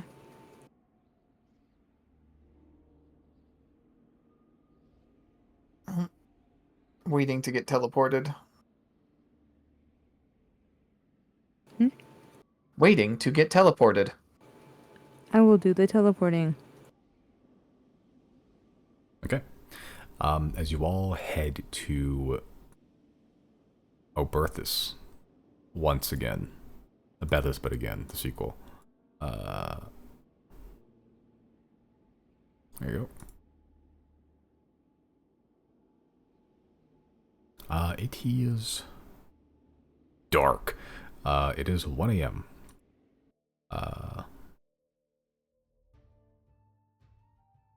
But there's still some life on the streets. Not a lot, especially not in this district, at least.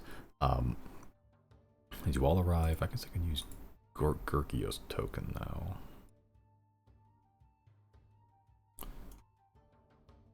There you go, you're all together.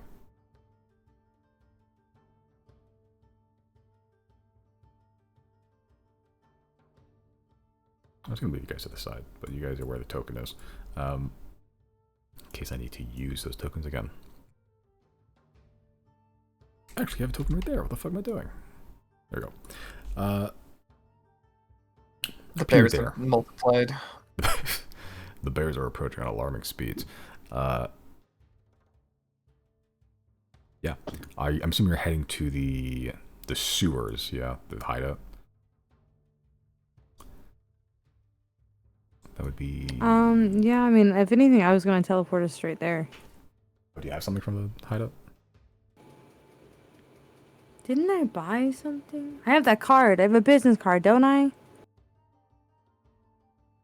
Didn't I get a business card? No, I guess I wouldn't get a business card in the underground. Nobody has business cards in the underground. Word What of the mouth. fuck does anyone... What the fuck does anyone have business cards in the underground? Black Market Goods, here's exactly where you can find me and how to contact me. Yeah, I guess we'll go there by foot, whatever. Okay, so it'll take a little bit. It's gonna be an extra, like, hour of travel. Passing through the High Parish, you still see those fucking monks going at it. They're chanting and they're fucking like incense through the graveyard. What's it called? The Field of Memories. They've been going. They've been preparing.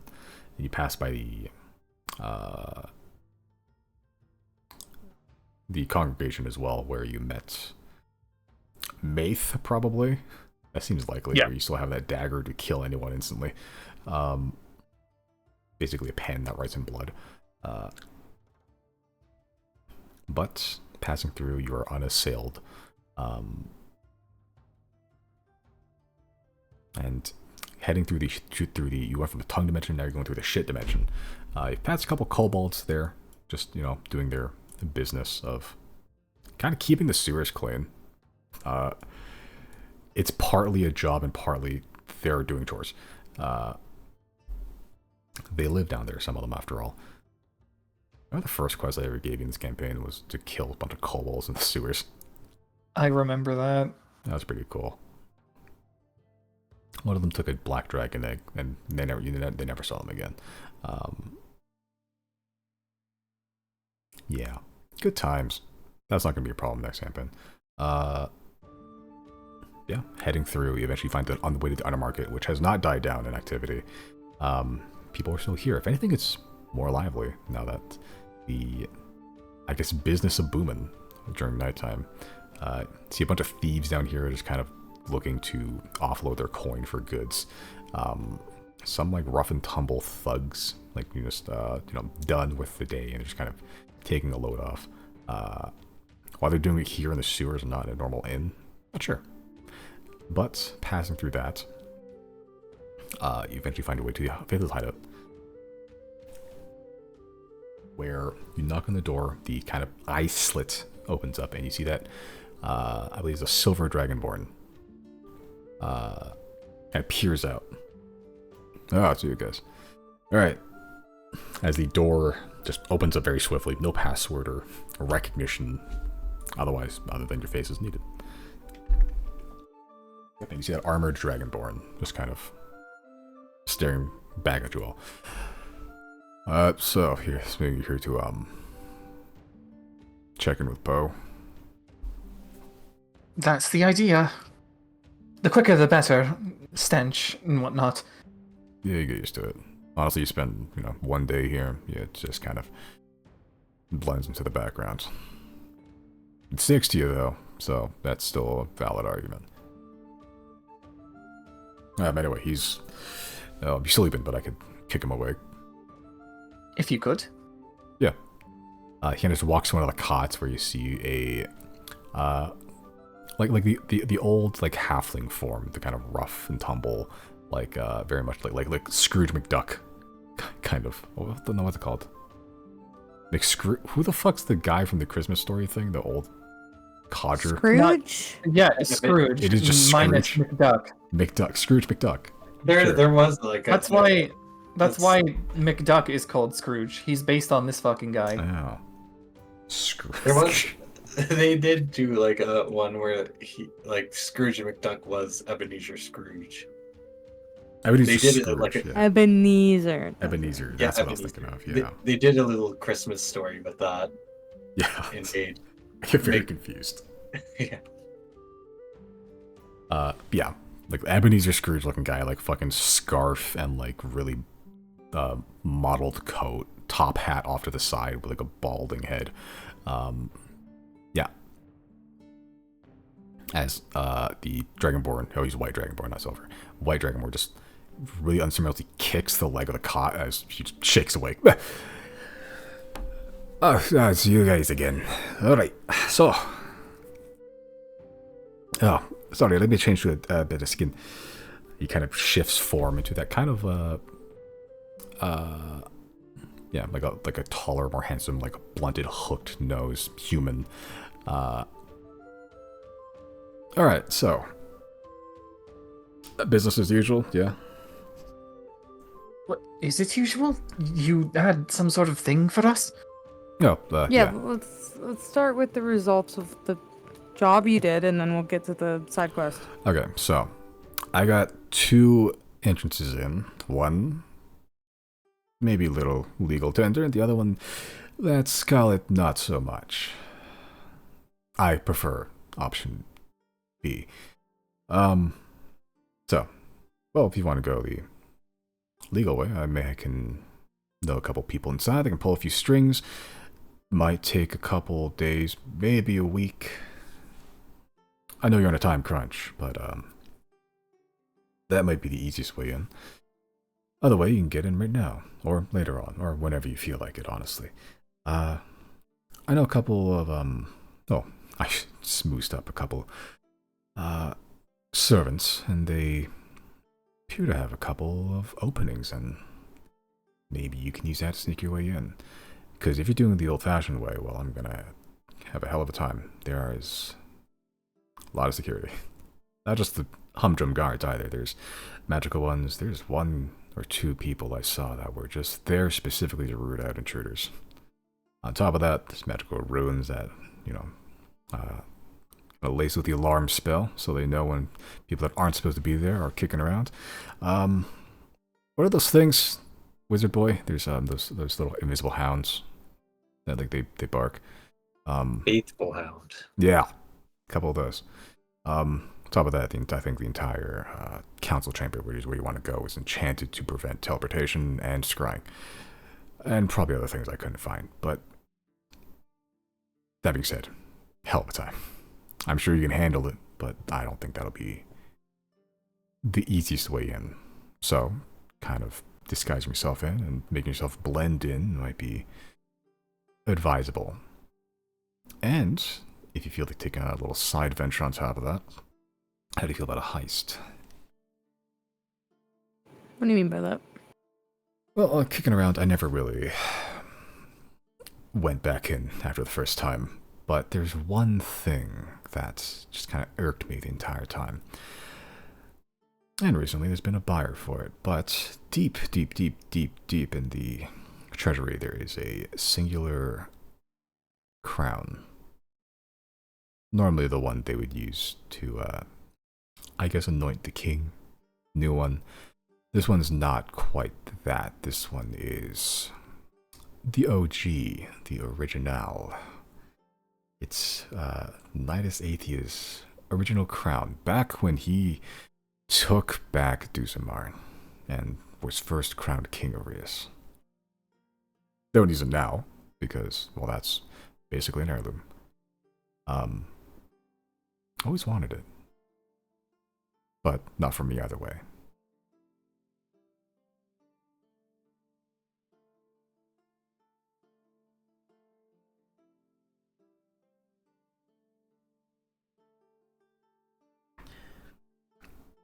Oh, also got schedules for the council members.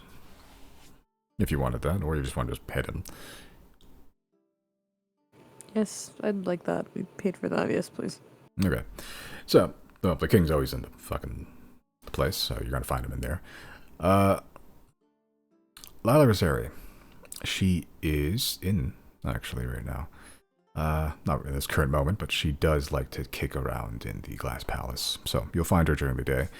I believe Azriel Attar is somewhere else. Head of Secrets. Lara Damas, he's also in. I don't think he stays in here, but I couldn't really be in two places at once. But he leaves during the night. I don't think he sleeps, if you catch my meaning. Arnon Rouse, he's also in. I think he's heading up some construction nearby the... what is it? There's something about an arson in the Gemstone Center, so they have to rebuild and demolish that. So I think he's kind of...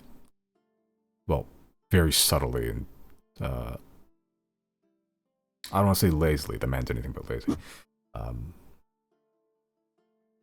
Planning up some stuff quick on the fly. So that news did reach the Platinum Council then.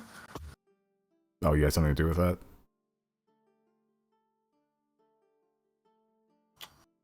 Well, I helped put out the fire, if that counts. Yeah, I mean, it's just from what I could tell, it's just kind of the next thing on his plate. I don't think it was anything of importance. But if you're involved, probably is. Well, perhaps I can get some leeway in with him by saying, hey, I helped put out that fire.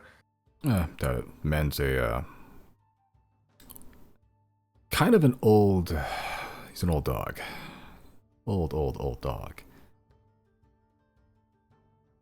Smoozing up to him is not really an option. Jocelyn Klimtor. She's also in, and I believe she is... I think heading up a charity thing up in the High Parish right now.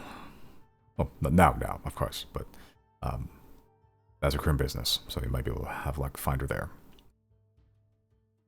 Lastly, Felonway. I don't think he's in town. I actually haven't heard of him from him very much. So he must have been out of for a while.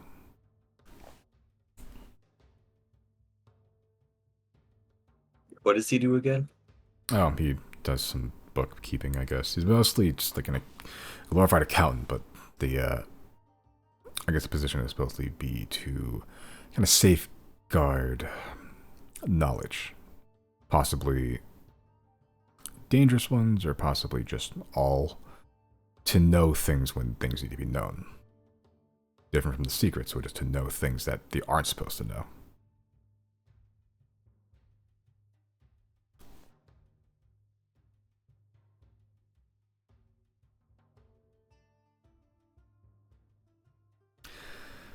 Yeah, that's about as much as I could parse in a night. Not much, sorry. But, yeah. I'm but one man.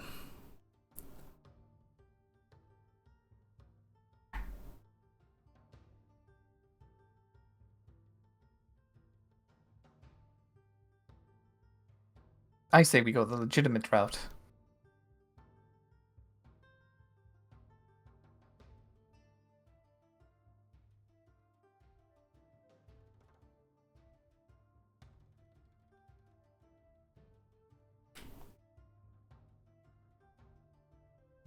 Well, so vote for legitimate. It's gonna be a little hard to do a heist if you want to do that part legitimately, but that's up to you.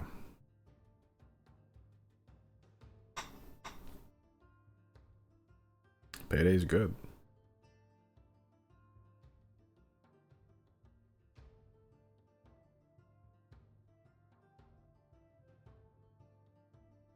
Turns to the group. So...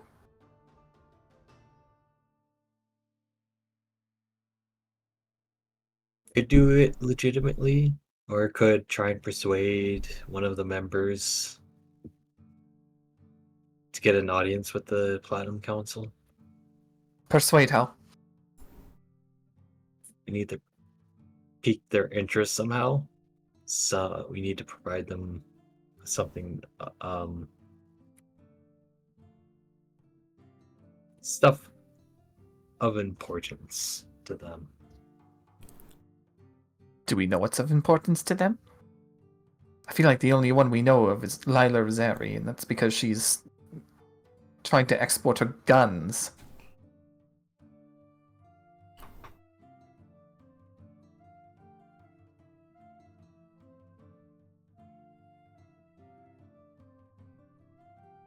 Well, we know of the impending doom.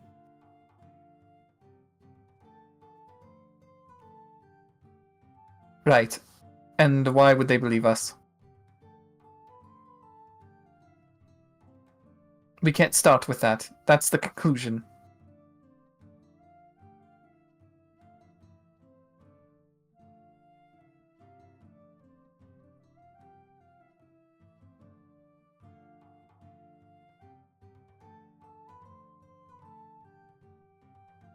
Hmm.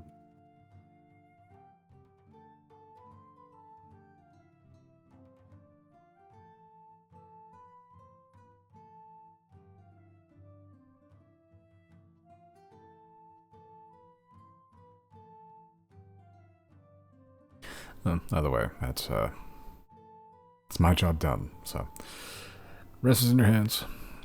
And if you want to,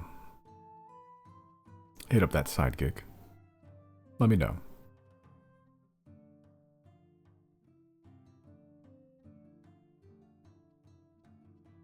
Turns to the thieves. That's up to you guys.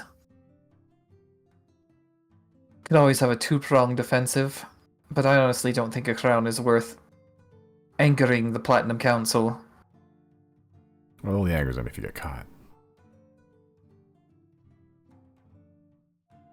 Besides, part of the job is to kind of do an old switcheroo. So, if you do it right, hope you none of the wiser.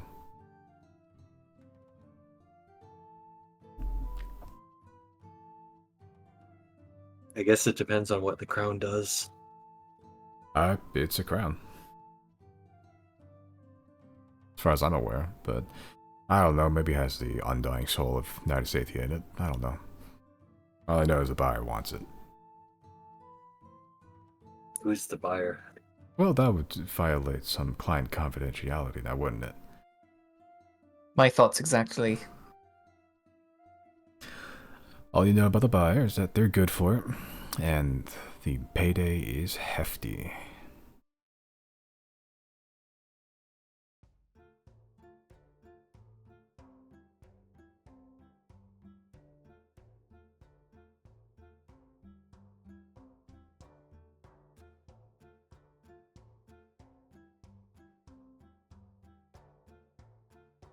Misty here.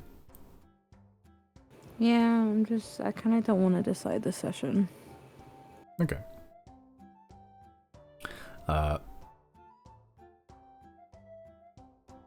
Yeah, either way. Job done. Seems to be a heist.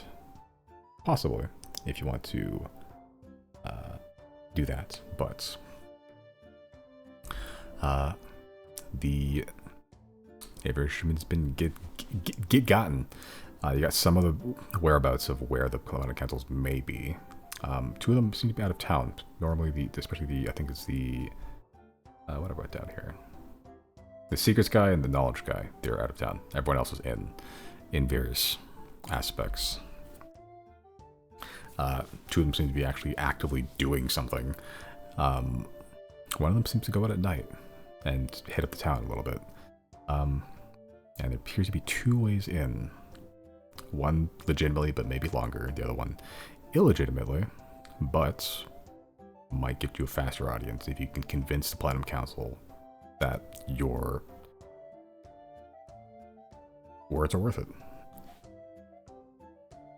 But for there, we will leave off tonight's session. Pick it up next time. GG's. Gugus. The silver tongue.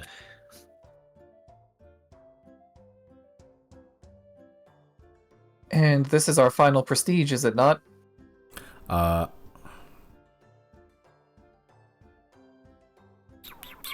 do I want to proceed you now? Is the question. That is the question, isn't it? You could probably hold off. Till something big happens. I'll give you 2,000 DXP. Yeah. Can't wait to be done with this system.